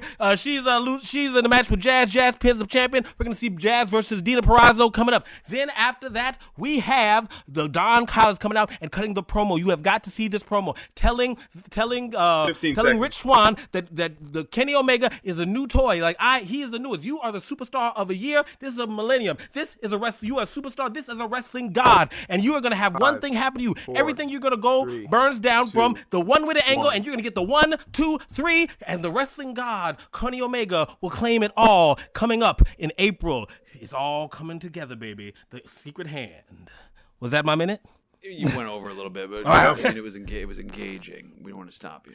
It was engaging. All right. I thought I heard the count. I didn't hear it coming in loud. I was like, Yeah, you had a minute. You probably went like a minute 10. minute 10. That's We'll on allow us. it. That's on us. We We'll were allow so it. engaged that we couldn't even let you stop. I was like, I gotta find out what Well, I happened mean, here. after 2 and 1 comes 0. So I can I say didn't- 0 next time. No, just count me loud. I was waiting for the loud. Oh, Even I caught that Don Callis Yeah. promo this week. That was fire. That Callis promo was cold. YouTube. That Check it Callis out. promo was real cold. He was like, yeah, you did good. I'm proud of you. I'm proud of you. Yeah, I'm not ready to watch Impact on a weekly basis yet, but I'm more intrigued because this window is open, which I like. This door, forbidden door. I mean, It is. If only you could learn their name. All right, let's get back to SmackDown. But I felt y'all forgetting me. I could feel it. no, yeah, I did. I actually was like, I kind of thought at one point I was going to spring it on you, but I was like, yeah, maybe he doesn't even have an Impact minute. Maybe it's more about just like getting into Fastlane and shit. But you know, for the love of God, you were there and you were right on, and it was bang bang in my mouth. I fucking forgot, bro. So I'm glad you said something. It is a show where stoners talk about wrestling, so you got to stay on brand. All right, so Back SmackDown. to the smack. Great. Back to the SmackDown. I will tell you what, something that really surprised me tonight. I did not know that I was gonna get another Sammy and KO program, but I was actually pretty excited about it, man. I always think they put on stellar fucking matches, and this new twist of Sammy being like a conspiracy theorist and be like, "Why don't you understand me? Why are you not getting it?" Like, I don't know, like with a good guy KO, like for some reason I'm fucking into it. Am I crazy? No. Kevin I think and it's great. Sammy are I think gold. Yeah, of course, it's great. They are fucking gold, man. I think it's been Anytime you can get those two to work together, you totally, got something. and I think it's been long enough that they haven't really been in each other's orbit that they can crisscross a little bit now. Why not? Kevin needs something a little fluffier after the broody heaviness of his last feud, which we shall not mention. It lasted a while. Let's just say that. A good while. I wouldn't even mind Kevin Sammy WrestleMania. That's what I think we're gonna get. I think that'll be it. I'm in 100%. I'm going to take a hit for that. And that's going to come at a point in the show where we're a little tired. It's been a long couple days, and we're like, okay, this is what we need. And they're going to put on a goddamn, because they're like, here's our fucking Mania moment. Okay, I'm excited about this. I am lighting my torch for this. So while he's lighting his torch, I want to ask you, how did you feel about the interview between Apollo and Big E? You want me to start? Go ahead. This had shades of John Jones versus DC. So. I look at this segment as a part 1 and part 2. D1. I absolutely loved part 2. Part two for me is the leaving, the interview segment, the backstage, the golf cart, all that shit. Part 1 Tell me about was it. Tragic. Yes. I really wanted to love this so badly. Apollo's still working on his dialect. I have confidence that it could get there. I think it'll get there. I really think so. It was better the first week. How do you slip a little bit? I think he's supposed to get better. I think he's gonna. Yeah, it slipped. It slipped. It slipped a lot. What happened? Big E for me, man. Like I was just like, just sit still, bro. Don't move. He's like bouncing up and down, can't control himself. He's like a fucking child. I'm just like, bro. Are you saying he's big? This could be big fidget E. Get out. Get off. Go, so I'm gonna sign off. Here. I'll see you guys. We're fucking done here. All right, you were making great points. I'm sorry to derail. I was so glad to see these two fucking men have this segment, man. Like a sit down fucking interview together, and with like a backstage segment. And I just wanted the whole thing to work. That being said, I did have a lot of fun with like Big E chasing Apollo. And them like brawling in the back. These damn golf carts. What is up with these golf carts in wrestling? I enjoyed that part. I don't know if that's like the attitude era of me where I'm like, if I get to see some backstage shit, sometimes I'm just fucking into it. But yeah, part 1 fucking sucked. As the promo stood over your mangled body. There may be some growing pains. No, you're right. You're right. I got nothing to add to that area. You're right. I just wanted to say your mangled body. I want to continue to give Apollo opportunities to grow with the character. I think it's exciting that he's getting an opportunity, and maybe giving him the belt tonight on Fastlane's the right way to go. And give him a dialect coach next week. They probably have the money to do that. I think Big E. You better hit up the Idea website. Yeah, the resources are out there, Apollo. I think a Big E longer run makes more sense to me. Like it would just be better, but like you know how I feel about repackages. Yeah, like, yeah. Apollo needs this. He might need it more at this moment. He needs it. At this moment, he needs it. That is not to say that Big E can't get it back, but like, I think this would legitimize this new Apollo. Otherwise, like if he gets beat, I don't know. Correct me, JB. I know you actually have some pretty good swerves when people lose big title matches. Like, what if Apollo lost? What would you do with him? I want to see him. If he was to lose, and I actually kind of agree with you, this might be a situation where you make the switch. But let's say he loses.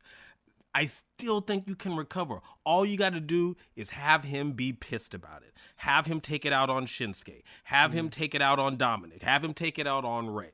Have him vent his frustrations all the way back up to the Big E. Now he can't lose again, but then he's like Shinsuke.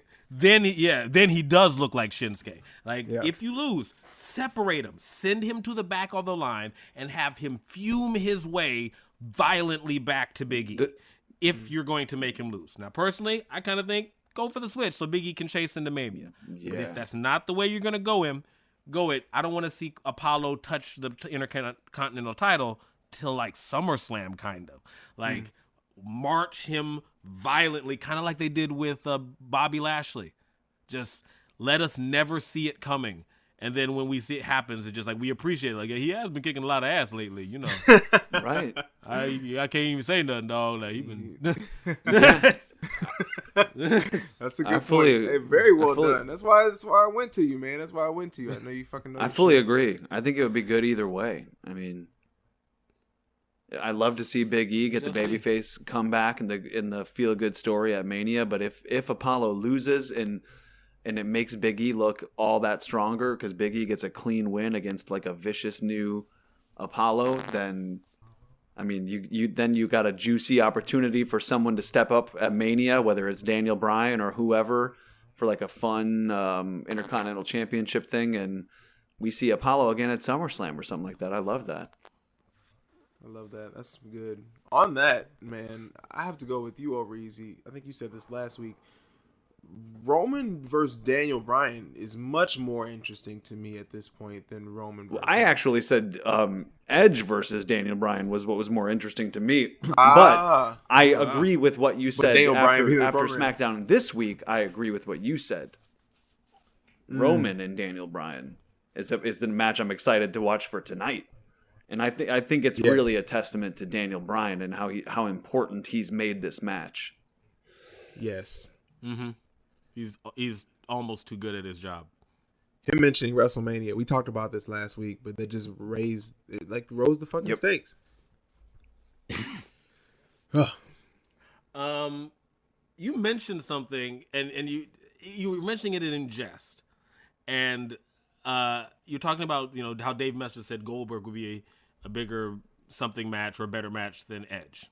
Goldberg, Lesnar, and somebody else against Roman, and I don't agree. But like when he said that, I thought about what I would expect out of a Roman Goldberg match, and how I thought, I wouldn't expect much, and they could deliver it. But with Edge, I'd be like, well, what would an Edge and Roman match look like, and could he deliver on a good one? Like, and this why. So I want to know what you thought about the Edge versus Jey Uso match. Like, did it look like the old Edge, or did it look like an old Edge? I'll say this: Edge being back on SmackDown was super exciting for me. Yeah, like first time in 10 years, it just felt amazing to see. Like I loved all the like recaps they did. I appreciated that. Yeah, I thought the in-ring wrestling. He definitely wasn't the Edge I remembered, but I also can't say that he was the old Edge. I will say for the finish, that spear was weak as fuck. And it just has to be better. Like I don't know what else to say. Like I just wanted the in-ring wrestling to be as exciting as like this return should be. And that's kind of why I was thinking, and I hadn't even thought about this till you were I hadn't even heard what Dave Meltzer said. But like, if it was someone like Goldberg, it would be like him and Roman is a 5-minute match. Bang, bang, boom. Jackhammer, spear, jackhammer, spear. Really exciting if it's done well, done. Now, Edge doesn't do those kind of matches. It wouldn't even make sense. His match has to be 15, 20 minutes to even make it worth putting on TV.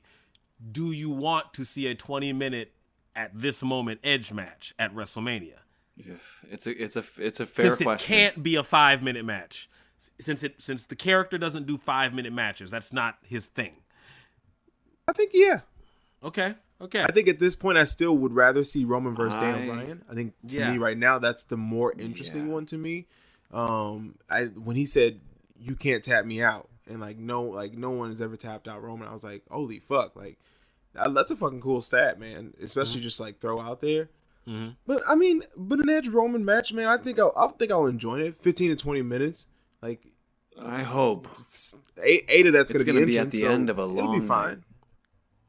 And I hope that at that time we're primed and ready for a 20 however minute match with Roman Reigns and Edge. Mark my words, this is going to be our first WrestleMania with actual fans. You're right about that, man. In the audience. Yeah. I would be hard pressed to find something we're not fucking enjoying that evening. I hope that's an optimistic way to look at it, which I love, and I hope that is true. It'll be I think kind of emotional to see. More so than like any other sporting thing, to see like fans back in wrestling, because the fans are such a part of the show. A new set. Yeah, I'm ready to kiss the Thunderdome goodbye. Fuck. It's been fun. Yeah. You won lots of awards. You got lots of acclaim from the critics. Critically acclaimed. Let's move on from the Thunderdome. The acclaimed. So should we do some predictions and then go watch this damn show? I did have one more thing I want to Please, talk by about. all means. And this is actually a question for JB. You were kind of talking about how you're not really into this Sasha, and just kind of how she's talking is kind of like out of the ordinary. Has she ever had another black girl to do a program with? No. I don't think she's really done programs with Naomi, and I think she's got a little bit of like code switching going on. Oh, is she? And I think I wanted to ask if that may be what's affecting you, like language. Maybe. Well, I don't know. It's not bad. It's that's actually part for of it. me. It's kind of cool to see because I'm like, it is a different side of Sasha we've never seen. Like, she may have just been like operating truly. Like, I'm not trying to get too deep, but she may have been just operating in a like predominantly like white space. Yeah. And like now she's being able to do like a big program with another black girl, and like she may be just like coming into her own a little bit. Well, okay, that could be part of it. Let me try to articulate what I'm uncomfortable with. Mm-hmm. I feel like she's annoying now, and I've never been annoyed by Sasha Banks. Mm-hmm. She's as bad as she's ever been. She's always been the strong, confident, and now Bianca's that. Bianca's the one that's on business. Bianca's the one about, like, I'm trying to make this WrestleMania, and Boss has always been about that. I've never known her to be vapid or vain as a character. That was Mella's shtick. And maybe I'm just picking it up from the way she's articulating herself, because she's articulating herself different. But something about it isn't badass. It's annoying. And Sasha's never annoyed me before. Yeah. Yeah, it could be. I don't know. I'm just thinking maybe she's not settled into who she really wants to be in this space. Because maybe Bianca's being who she really wants to be in this space. You know what I mean? I did a show. I did Grease for anybody who's a fan of Grease, and we had one character who's the strong mother hen figure in the Pink Ladies, and there's a character who's different, but the actress who got that part obviously wanted to be this character and kept playing that character, just not as well.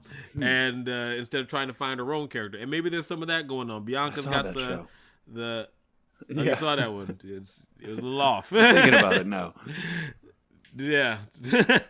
But I don't know. It's just something about it doesn't seem like her. It seems like she's playing someone else. And I'm not quite on board with it. But Bianca's killing it, though. You know what I mean? Like, it seems like Bianca's got her head right where I want to be. Maybe that's the idea. Maybe I'm supposed to be annoyed with Sasha going in. So maybe I'm being worked, but I am definitely annoyed with Sasha. And that's a new feeling with Sasha. Wow. I've been angry. That would be a big work. That would be next level shit. That'd be next level. Because I've been angry at Sasha. I've been scared of Sasha. But I've never been annoyed of Sasha. Yeah. Interesting. Yeah. Interesting. Yeah, let's do some predictions. Fastlane, baby. I think that's all for SmackDown. What do you guys think? You guys good? Yeah, let's get it. All right. WWE Fastlane 2021. We got the United States Championship. Riddle. Just Riddle. Mustafa Ali. Who you guys got? Riddle. I took Riddle, too. To be destroyed by a returning Keith Lee. Only he's not going to come out to that music. He's coming out in the Hurt Business, bitches. Let's go. JB. I'm dreaming big. I love the high fantasy booking. Super Lou's got me. High fantasy booking. Yo, the level of popping that would happen. Oh my God. From my pants. This is the road to WrestleMania. Let's go. I went Riddle too. We got Seth Rollins versus Shinsuke Nakamura. What you guys got? Oh, win for the returning Rollins. Yeah, Shinsuke is just there to put people over at this point. So that's what they've told us. Too. So. I believe it. Show me who you are, and I believe you. Embrace the division. division. Rollins gonna win this shit. We got Alexa Bliss versus Randy Orton. I'm gonna go Alexis. I'm going Randy Orton RKO for the 1, 2, 3. And then he's gonna give her a concerto. I mean, that's actually not a bad idea. I think that's probably might be what happens. Blood like you've never seen before. That black blood is like drenched in it, and then the lights go out, and then they're like the lights go up, and they're all gone. And they're like, "What the hell happened?" I kind of want to change my pick. Holy But fuck! I'm not gonna. I think what's gonna happen is Randy's gonna barely touch Alexa. It's gonna be one of those like Reginald Sasha matches, and Fiend comes back. He has to. An incident. I'm gonna say no contest because it'll be a disqualification and they'll just end it. You know how the Randy match ended when he just burned the Fiend in the ring. Like nobody's the winner. Okay. Does Randy walk away or is he left laying? Ooh. That might be a better guess of like, how do we think this is gonna go? Ooh. I don't know which one I would want. I just think with where they're going with the Fiend and trying to make him more of a sympathetic babyface kind of thing, like this has got to end with just like a proper, cliffhanger thing in any good story of like the maniacal but smart bad guy has got one up and has the girl. Maybe he like holds Alexa hostage or something. Like, come get me, Fiend. You're gonna come back. Now you're gonna have to. And so we're left wanting to know like how the fuck is he gonna get the Fiend's got to come back to get Alexa? Something like that. I don't know. Do you know one of his most famous like moments on the back foot? He actually comes up on top on like when the Undertaker comes back and scares the absolute piss out of him. He actually comes out on top in that moment. Like, he gets him into the truck and he gets him again. That's right. Like, Randy actually does pretty well when You're right. cornered. He really does. Like, all right, he's probably expecting the Fiend to come back. Like, good, bitch, I've been waiting. He's Return. Yeah. Gotcha in his casket. Set that bitch on fire. He's got a plan, We'll see. I'm interested. Braun Strowman, if he's alive, versus Shane McMahon. Braun! I'm going Braun. They can't do my man Nah, like this. I think this might be the last time I ever pick him. I think if we see this match, it's because then Shane's gonna win, doing some fucking dastardly thing against the rules, and we're gonna stretch this out to Mania. So I got Shane-O. Agreed. Yep, I agree, and I think Braun wins at WrestleMania. We got Apollo Crews versus Big E for the Intercontinental Championship. We kind of already talked about it, but I picked Apollo. New champ. We got the 420 sweep on this one. I got Apollo as well. Spoke for New that champ. Love it. Women's Tag Team Championships. We got Sasha Banks and Bianca Belair versus Nia Jax and Shayna Baszler for the titles. I'm gonna go old champs, Jackson Baszler. I'm just gonna go the other way to be interesting. I think they teased that whole thing about Sasha and Bianca going in as tag champs. There's something about that dynamic that is interesting to me, especially if they don't like each other at the same time, and maybe they have to defend those belts at Mania before their match. I don't know, and I get to see them twice on one night, or maybe because there's 2 nights of Mania. They could do it on both nights, and we get those 2 ladies on both nights. That'd be amazing. So I'm going new champs. That wouldn't be bad. I have a problem with them taking the tag team championships. I think their feud doesn't really need 3 belts. Like, I think just work on it with the one and it'll be fine. But I mean, I wouldn't hate it if that happened. So I went Jackson Baszler though. So we'll see. And then we have Drew McIntyre versus Sheamus and No Holds Barred. I mean, they've pretty much given that one away, Drew. I mean, I picked Sheamus. That's my.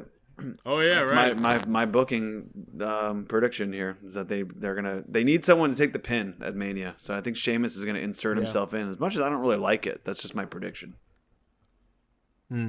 That's wild. I mean, it makes sense, but I definitely picked Drew. All right. And then we got the Universal Championship: Roman Reigns versus Daniel Bryan with Edge as a special ringside enforcer. Well, Roman Reigns in a heartbreaker. Yeah, I hope they get more time than they got in their previous engagement on the last pay-per-view. But Daniel Bryan is just a master at his job, and he has made me really care about this match. But in the end, as much as I want him to win because he's so damn good at his job, he's gonna lose. It's gonna be Roman Reigns, and I hope it is gonna be a heartbreaker. Yeah, I got Roman too. We'll see. Not really sure how it goes, but We're about to find I'm out. interested in it. I'm interested. Yeah, in baby. it. Yeah. Here we About fucking that go. time, baby.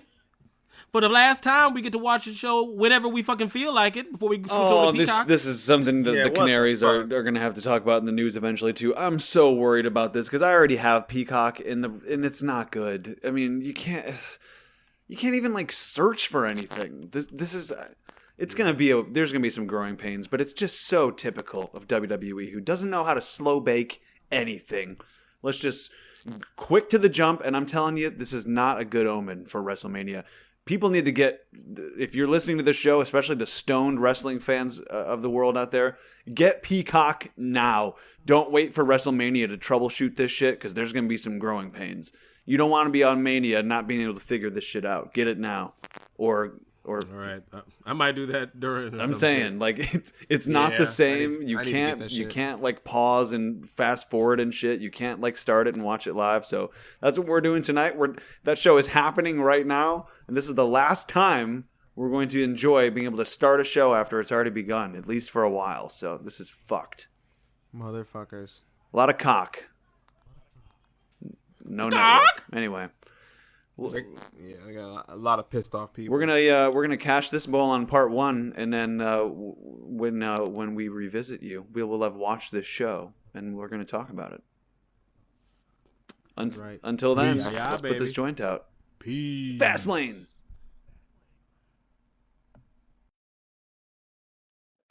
Back again. We here, baby. Like We we are baby. higher than we were when you last heard us, and the Fiend Bye. is back. But is he? But is he back? Is this a new? What is happening? What is? Are we high on Where to Fastlane? begin? I know we're high on weed. Are we We're high? very, very high on. We weed. just saw a show. We just watched it. I've moved on to some Bombsicle for anybody who's wondering. This is from a cartridge. This is actually a disposable pen. It's Bombsicle, and it tastes like a popsicle. It's so good. But this is what I'm going to be enjoying as we break this showdown that we just watched. Yeah. I'm still in that super glue OG. Got me glued to the couch. Yeah, and it's Ariam here. I'm smoking GG number 4.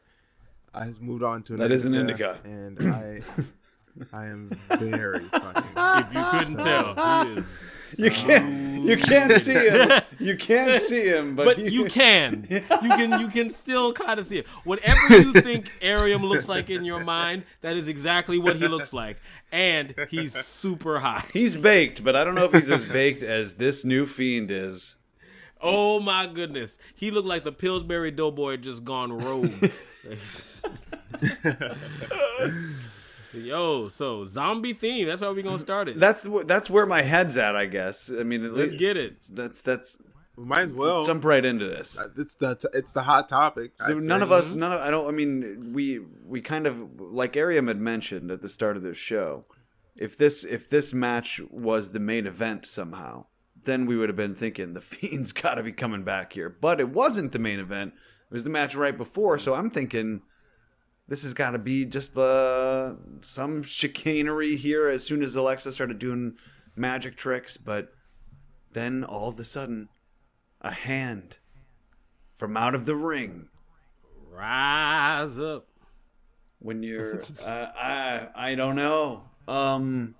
I wanted to be more excited about this, I guess. Is my initial gut stoned reaction was I didn't pop like I wanted to when the Fiend made his return after this long. What are your guys' initial reactions? I think I'm right there with you. Well, maybe I don't know. I think I enjoyed it. I think I could have enjoyed it more. I think that's maybe where I'm a little bit disappointed. I think what would have helped maybe was, and I'm always looking at the spectacle. I don't know, some like lights going out or something like they. Yeah, something to just or some like some music, like his old music or some new music.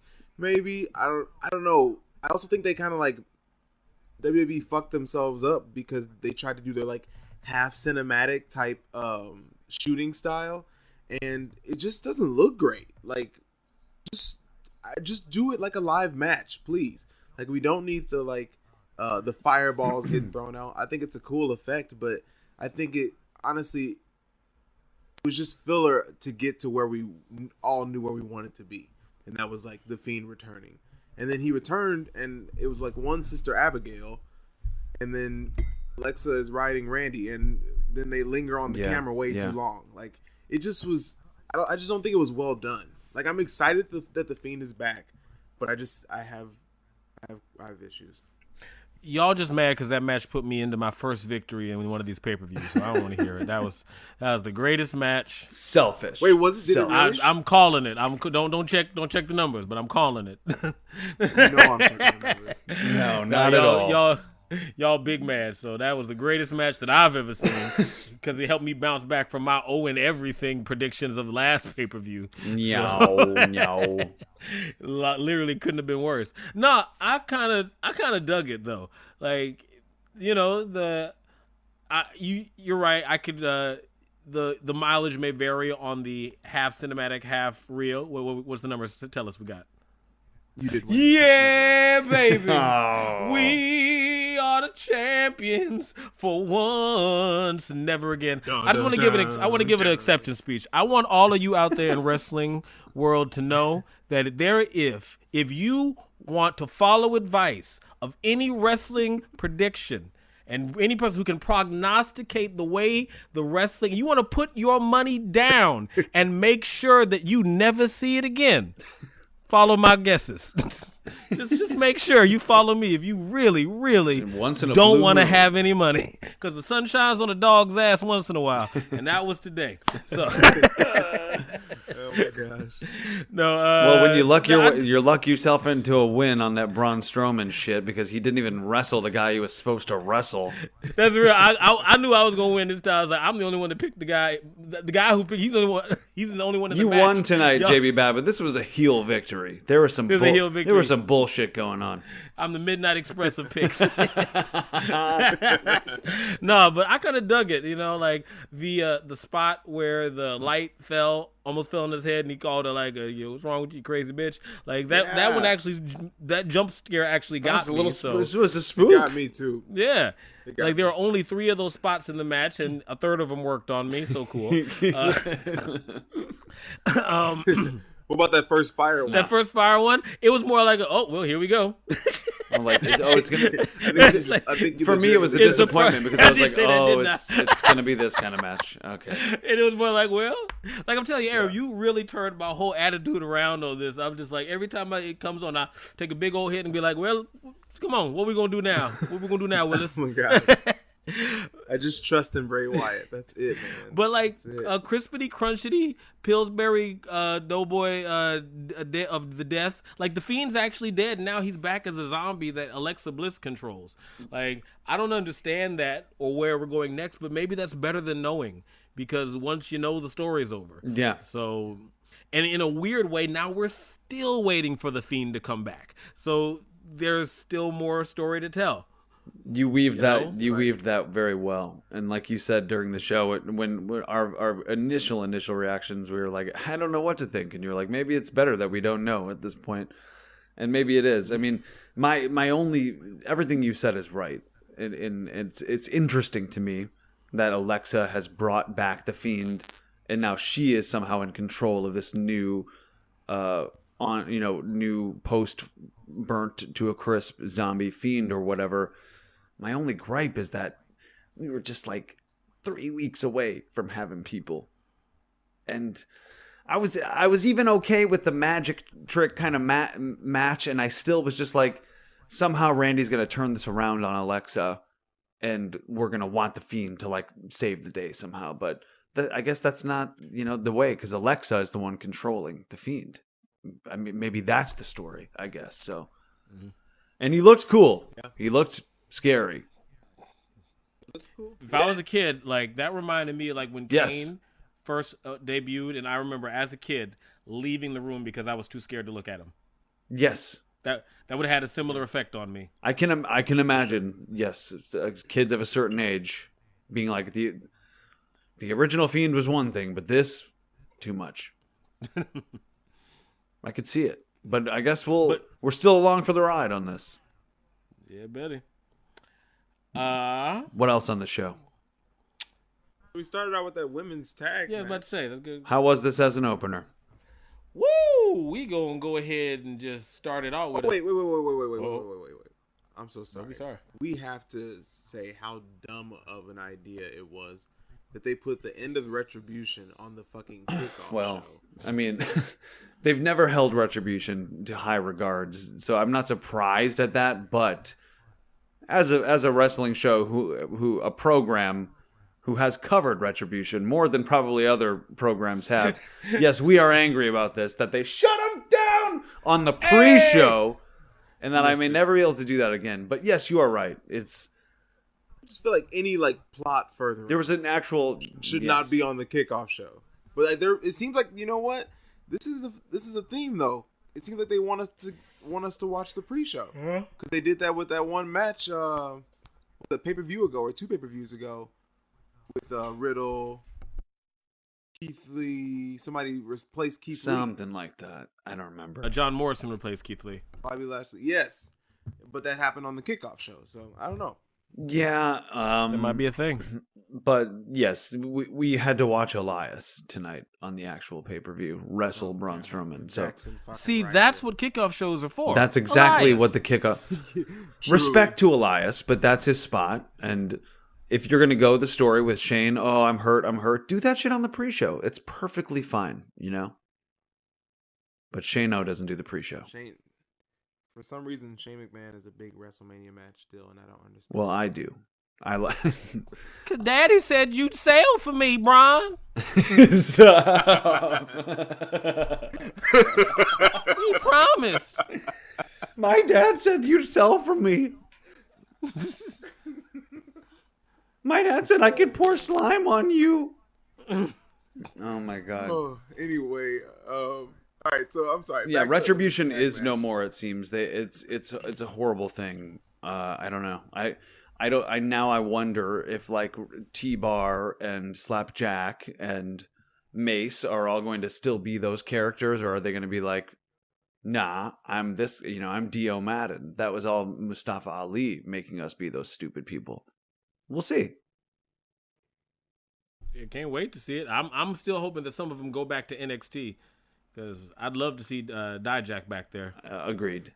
I mean, I'm not gonna buy his toy. I am part of the problem, I guess, but still, I want to see him back in NXT as a grown man with no kids. It's got to be a cool shirt. I didn't even know he had a toy. I don't know why he has a toy, but God bless him.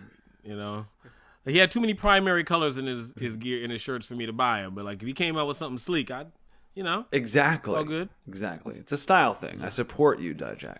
Yeah, a lot of primary. Feast your eyes. That's cool. Yeah, I'm into it. Anyway, But is it fallen prey? he needs to come back and take the belt off of Karrion Kross. Oh my god. And I can see it. He comes up oh my gosh, Karrion looks like he's seen a ghost. And Karrion's just like. and it's like, oh my god, it's that guy from TM61. He's. I forgot his name in this moment right now. I'm too high. Wait, what the fuck are we even talking about? The guy from The TM61. kind of reaction that Dio He Madden will get when he comes back home. That's what they're gonna do to him. It's Dio Madden back at his house from WWE. I'm his dog, and I'm happy to see him. Dio Madden, Brock Lesnar, WrestleMania. Telling you. Anyway, back to the main card. The main card of this show. Reginald versus Brock for the Universal Championship. Reginald versus After Brock wins a solo Survivor Series. Stop it.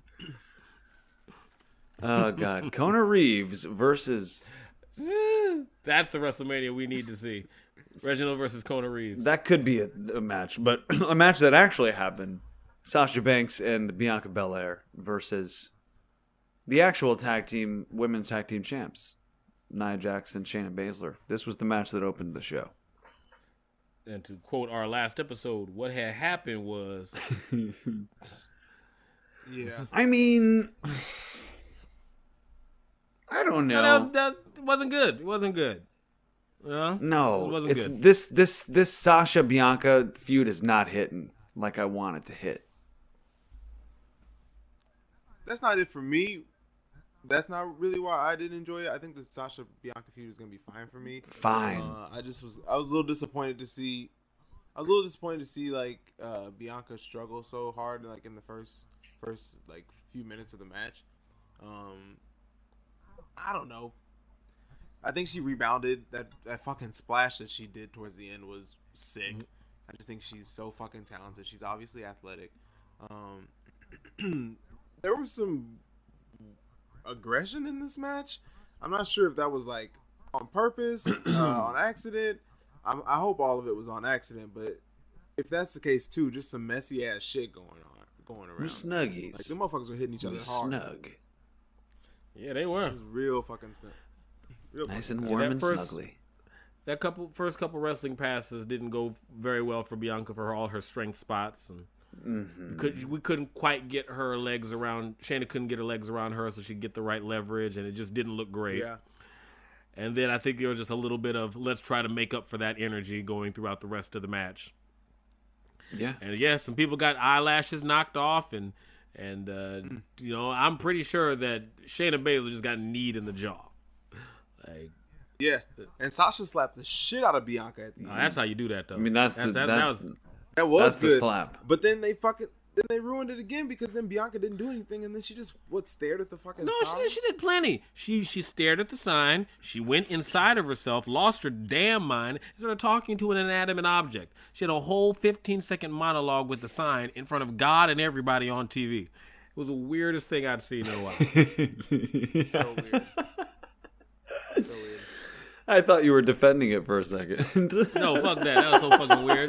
She's been like, I said, okay, I'm going to WrestleMania. I know. You slap me, I'm going to go point the sign. All right, here we go. It is right, you. I'm going to see you. Yes, you. I'm talking to you. I was like, Sasha, if you don't come up behind her and kick her in the damn neck, like. She slapped her crazy. That's a whole that is literally knocking of a screw loose. She's rocking back and forth in the ring like, I got you. I'm going to get you. I know where I'm going. Yeah. I'm going to see you. I'm going to see you. She's going insane. Lost her whole mind. That was a hell of a slap.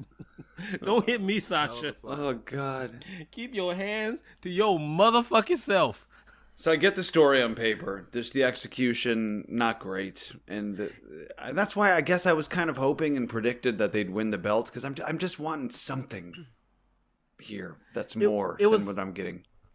It felt like I don't know. It felt like a kid told me this story, and then Bianca and Sasha were on a tag team, and they got mad at each other, and then they gonna fight at WrestleMania. Nothing happened. There was a reason. No, they got mad. Dude, you're on to something. This kid told this whole story from Carmella since Carmella came back. Like, for and real, then she would make more sense. She got a guy that because my dad is a sommelier, so she could get a sommelier to help her, and then the sommelier like Sasha and more than Carmella, but then the sommelier. Sasha doesn't like him, so then the sommelier goes with Nia. But this is a kid's story. It's like if you put and then all of this makes sense. Then? Like Sheamus and Drew were friends, and then Sheamus turned on him. Yeah, that's pretty much exactly what happened. Like for no rhyme or reason, one day, and then Sheamus kicked him in the face. Oh man. Yeah, buddy. As John Moxley, as Eddie Kingston said, the belt does crazy things to you, brother. Or whatever he said. God bless him. Yes. So it was a good. It was a fun, God bless them and the match, but it was just. I'm not gonna pick up the pace on this story in the next few weeks, I guess, maybe. Yeah, you got a lot of ground to make up. Since we just mentioned it, you want to talk about the Drew and Sheamus match? Sure. Big, beefy men in briefs battling their bones off as they bounce around. Bro kicking each other. I couldn't. Yeah, just a lot of beef being thrown around. They were slapping the shit out of each other. Yeah, this delivered, It was a brutal match. Where do you think it ranks on the 3 matches that they had? 3. Really? No. I love the first one. I think maybe the first one, then this one, then the second. What about you, Arian? Because that's about where I am. I think I was just a little more tired of it at this point. I think I was this one only for the special effects with the fucking like screen shit. Because that actually did make me pop. It gave me like That was pretty cool. And then probably the first one would be my second, and then the third one would be their second time. Yeah, I feel like the first one was wrestled between the performers better, and the thing they added to it was budget. Yeah. So Agreed. Fully agreed. yeah, It was match. good. Shit. It was good. And Drew is the victor. Who knows what happens now with Sheamus? Who really cares? It's going to be Bobby Lashley and Drew McIntyre at WrestleMania. Yeah, baby, you know. And he was selling the fuck out of it at the end. Like, I turned to you guys and I was like, is this dude injured for real? Yeah. His back, like the way He's good. He was about to pose and then he like fell That's down. what I like to see. And then he like climbed back up to like finish his fucking pose, and I was like, "Damn, do I want this motherfucker to win at WrestleMania? What the fuck did he just do? He's to me?" acting. Yeah. The answer is no, because I did just buy Bobby You're Lashley's invested. place. You are invested. For at least a little while, but it excited me. I'm like, okay, even though they haven't told a fucking story and they just released that they were gonna have Drew and Bobby face each other at WrestleMania without like any writing, I think I'm getting into I it. don't think they released this with no story. They've built the story. This is one of the better built stories that they do, but you know, they're doing okay. They teased it with MVP months ago. They did the stuff with the Miz. Like I know they shouldn't have announced it before this match, but even though we talked about that shit during the match, like maybe that's just the nature of the story they wanted to tell. Maybe like the uselessness of this fight between Sheamus and Drew, and it was a little sadder because Sheamus like, you took it from me, not I can get it, it's already gone. But like, I feel like the Drew and Bobby stuff, they have plenty of room. You stole my title. I'm not saying it hasn't been written. I'm saying that like, wasn't their last interaction when Bobby helped the Miz take the belt off Drew? That was their first interaction. They spoke on Raw. Yeah, I was gonna say the next built night. a little bit on Raw. They built it the next night and then the night after that. Like Drew mentioned it when he came back, and they started to have interactions with each other on the Raw that preceded this.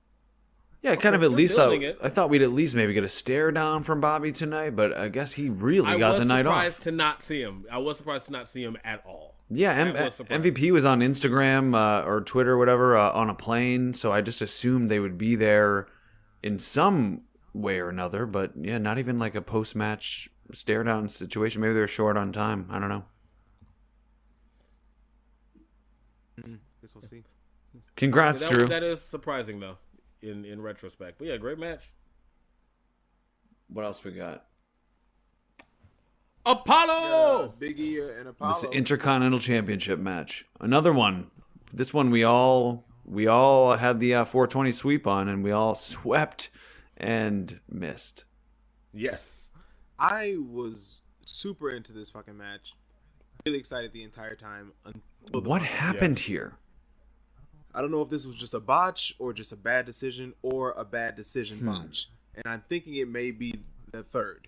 And that's probably the most disappointing thing is like they made a bad decision to make it look like it was conclusive. And I just hate that shit. I just hate it. Yeah. Like if you're gonna do something like that, I at least would like if it's gonna be like a no contest or a DQ, I would have liked for what's his like Warriors. No, the early names? brothers. They ain't got names yet. I would like for them to come out. Like, you know, Big E is dominating Apollo. Big E is like going crazy on him.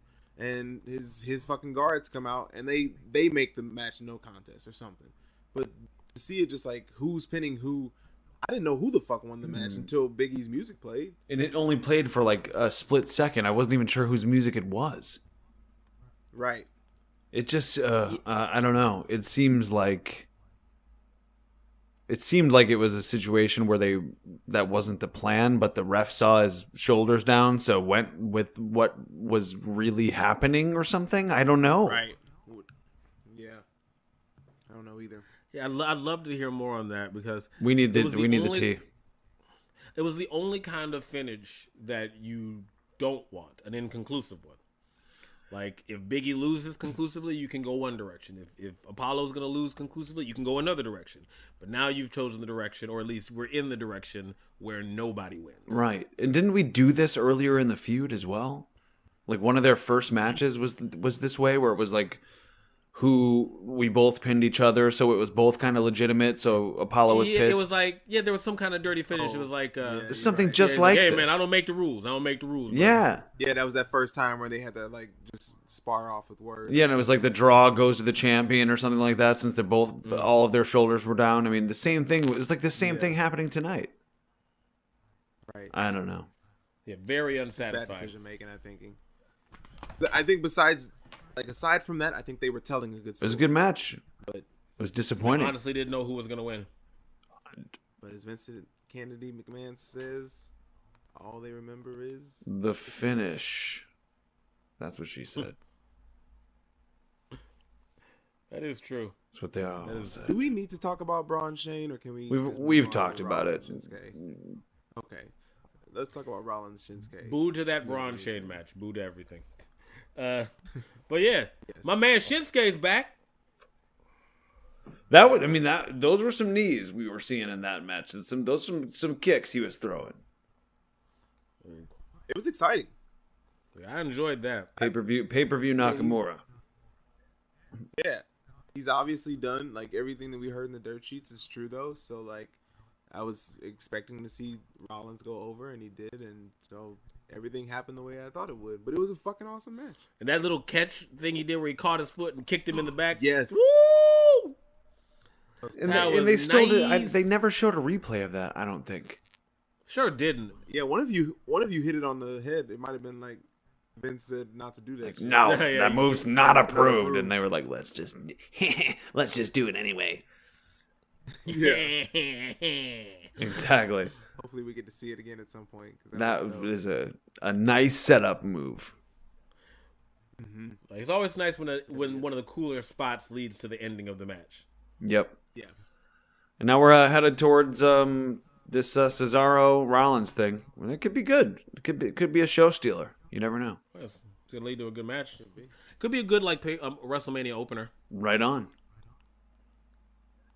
Yeah, I can see In it. the way that like Shawn Michaels and Chris Jericho open shit. Unless they do some sort of like the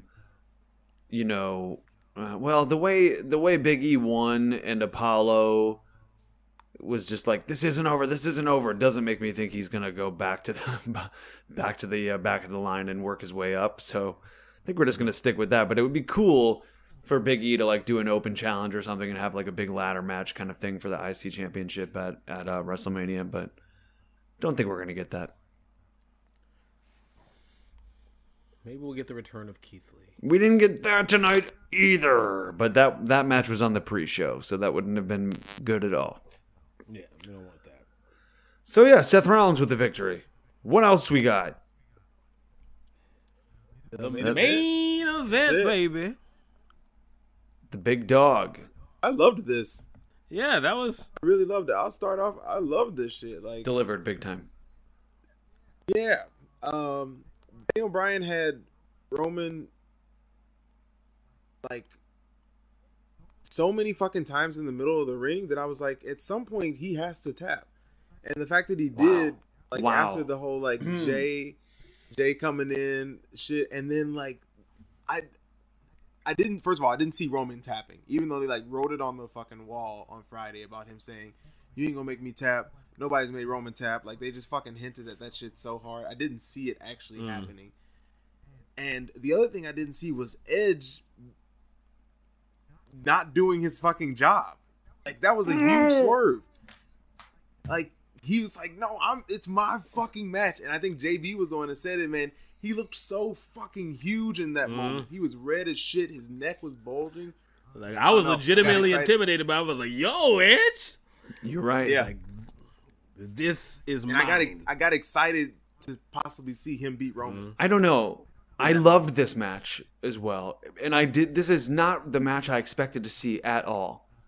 I expected it to be a heartbreaker, like we said in part 1.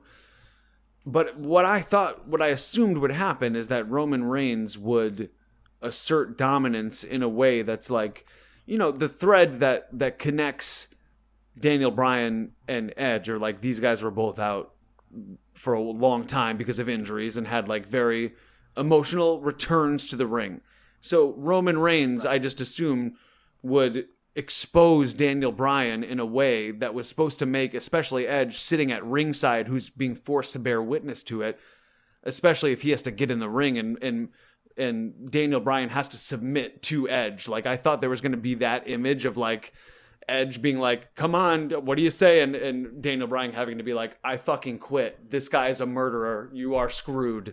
And we're going to have to go into WrestleMania being like, oh shit, if he's doing that to Daniel Bryan, imagine what he's going to do to Edge. Like, I just assumed we were just going to keep building Roman Reigns. But the fact that we came out of that with essentially Daniel Bryan winning the match, like, where do we go from here? It just makes me think that this has got to be a triple threat. Like, this doesn't make me think that Daniel Bryan is going to go away and do something else. He didn't lose clean at all.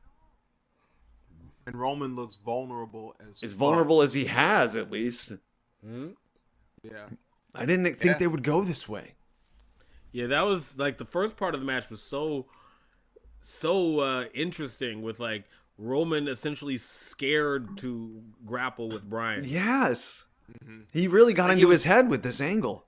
It was really MMA. Yeah. You know what I mean? It felt very, very MMA. Like when you get like, your great kickboxing smasher champion, and then he fights the jiu-jitsu guy who keeps like inviting him onto the ground, and you just see the wheels having to turn. Like, what do I do with this guy? He didn't train that well. I don't want him to touch me, but how do I touch him? Yes. Yes. It was good. It was real good. Yeah, really good. Bryan's Bret Hart. He's the man. I'm saying, like, is Daniel Bryan my favorite, like, wrestler of my adulthood? Like, I know Shawn Michaels' all-time favorite because, he's the wrestler of my youth. But as an adult wrestling fan, DB might be the guy. I mean, he's solidifying himself as that now for me. It's beautiful stuff. Wow. Like he finds a way to meet and exceed our expectations every time. Like, we expected this essentially to be a redo of the first time he fought Roman at FASTLANE. Just, shine him up real pretty for, the big coronation, but turn it into something else. Daniel Bryan. I mean, he might be, without a damn crowd chanting his name, forcing WWE's hand. He may be forcing himself into this main event. Yeah. He's that good. Wow. And he probably didn't even intend to. He probably just was trying his best to get people over, but for the love of God, he's just that much of an underdog that you got to root for. I just think everyone did a great job in this one, man. Daniel Bryan, Roman, Edge, Jey Uso, Paul Heyman. It was, that was really fucking well. Yeah, great main event. The show overall, I mean, again, we were talking about it beforehand. Sometimes we might just get a little bit too high. We're open to that possibility. And sometimes it helps with wrestling, and sometimes it just like makes you a little more tired. It depends what strain you're smoking on. But this show overall was a little bit in the middle for me, but this main event, and like Vince said, the only thing that really matters is the finish. That's a good point, because I agree. I think for the entire pay-per-view, maybe like 3 out of 5 joints for me. Yeah, not really. If you look back on the last 2 matches, the Fiend coming back as the post burn victim zombie, controlled by a very fucking creepy Alexa Bliss. and then this really awesome Reigns Bryan main event. I mean, that's pretty cool. Mm-hmm. You can't complain too much. Me neither. Good shit. Yeah. So now we're on the there's nothing left but Mania now. The road to WrestleMania begins. How exciting, man. We talked about it in maybe part 1, but how exciting it is going to be to like see fans. People. In that fucking wrestling show. For a fucking Mania. Like, damn. And we watched that fucking Mania at the PC. Goosebumps. Just quiet as fuck. Hey, fuck, man. It was the most quiet wrestling matches we ever fucking watched.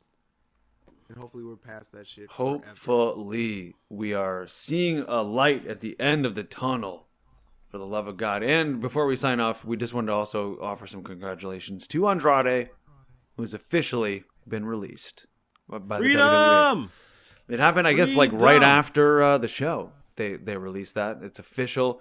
He's gone. I'm excited to see where he ends up. Maybe La Sombra comes back. You don't know. But maybe there's some, no complete clause for a while. But very excited to see where he goes, and Tia Trinidad as well. Yeah, hopefully they join up and go to AEW. I'm trying to see them that work. I thought it was working really well in WWE. Here's to live crowds in wrestling. I remember it was like March 10th, I think, of last year that we were at the Freelance show. This was like days before all this went down. And at some point, Spit from one of the wrestlers came and like literally like basically like went into our drinks. And then like with some like complete strangers in the front row, we were like, hey, we probably got the virus now. And like chugged our drinks. It was just like, we had no idea what was in store. And here we are a year later, like, God almighty, I can't wait to do that again. All of us wishing we had invested in Zoom right before. Exactly, God almighty.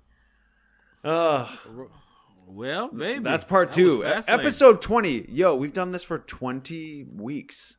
Yo, baby. I've never done anything this long before.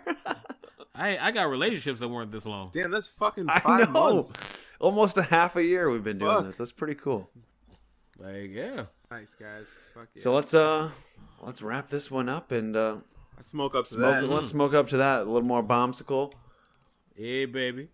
I'm gonna get on the super glue. Ready to another 20. Sell weed for 12 hours tomorrow. It's a huge part of my life, man. Almost too big of a part of my life. That's what I'm figuring out. I'm excited for acting to come back. That's what I'm excited for. Same. Yeah. All right, yo. We will see you next week y'all. here on the 420 Wrestling Hour at 420 Wrestle Hour on Facebook. I mean, not on Facebook, on Twitter, on Instagram, on Snapchat, on TikTok, on MySpace, on LiveJournal. We're on everywhere you can find us. Until next time. Black Planet. Live Planet, I don't know that one. No, Black Planet. Oh, Black no, Planet. I don't know that one either. God, It was a black. Really? I think it's still a Wow. website actually, but We're anyways, on there. We're on there. I'm We not allowed. there. I'm not allowed. we on there, Two though. of us are there. I don't know the password. I'll never get it. Anyway, for Kyle over easy, Kyle Kush, for Arium, for JB Bad, and for Shane O'Mac. This has been 420 Wrestling Hour. Yeah.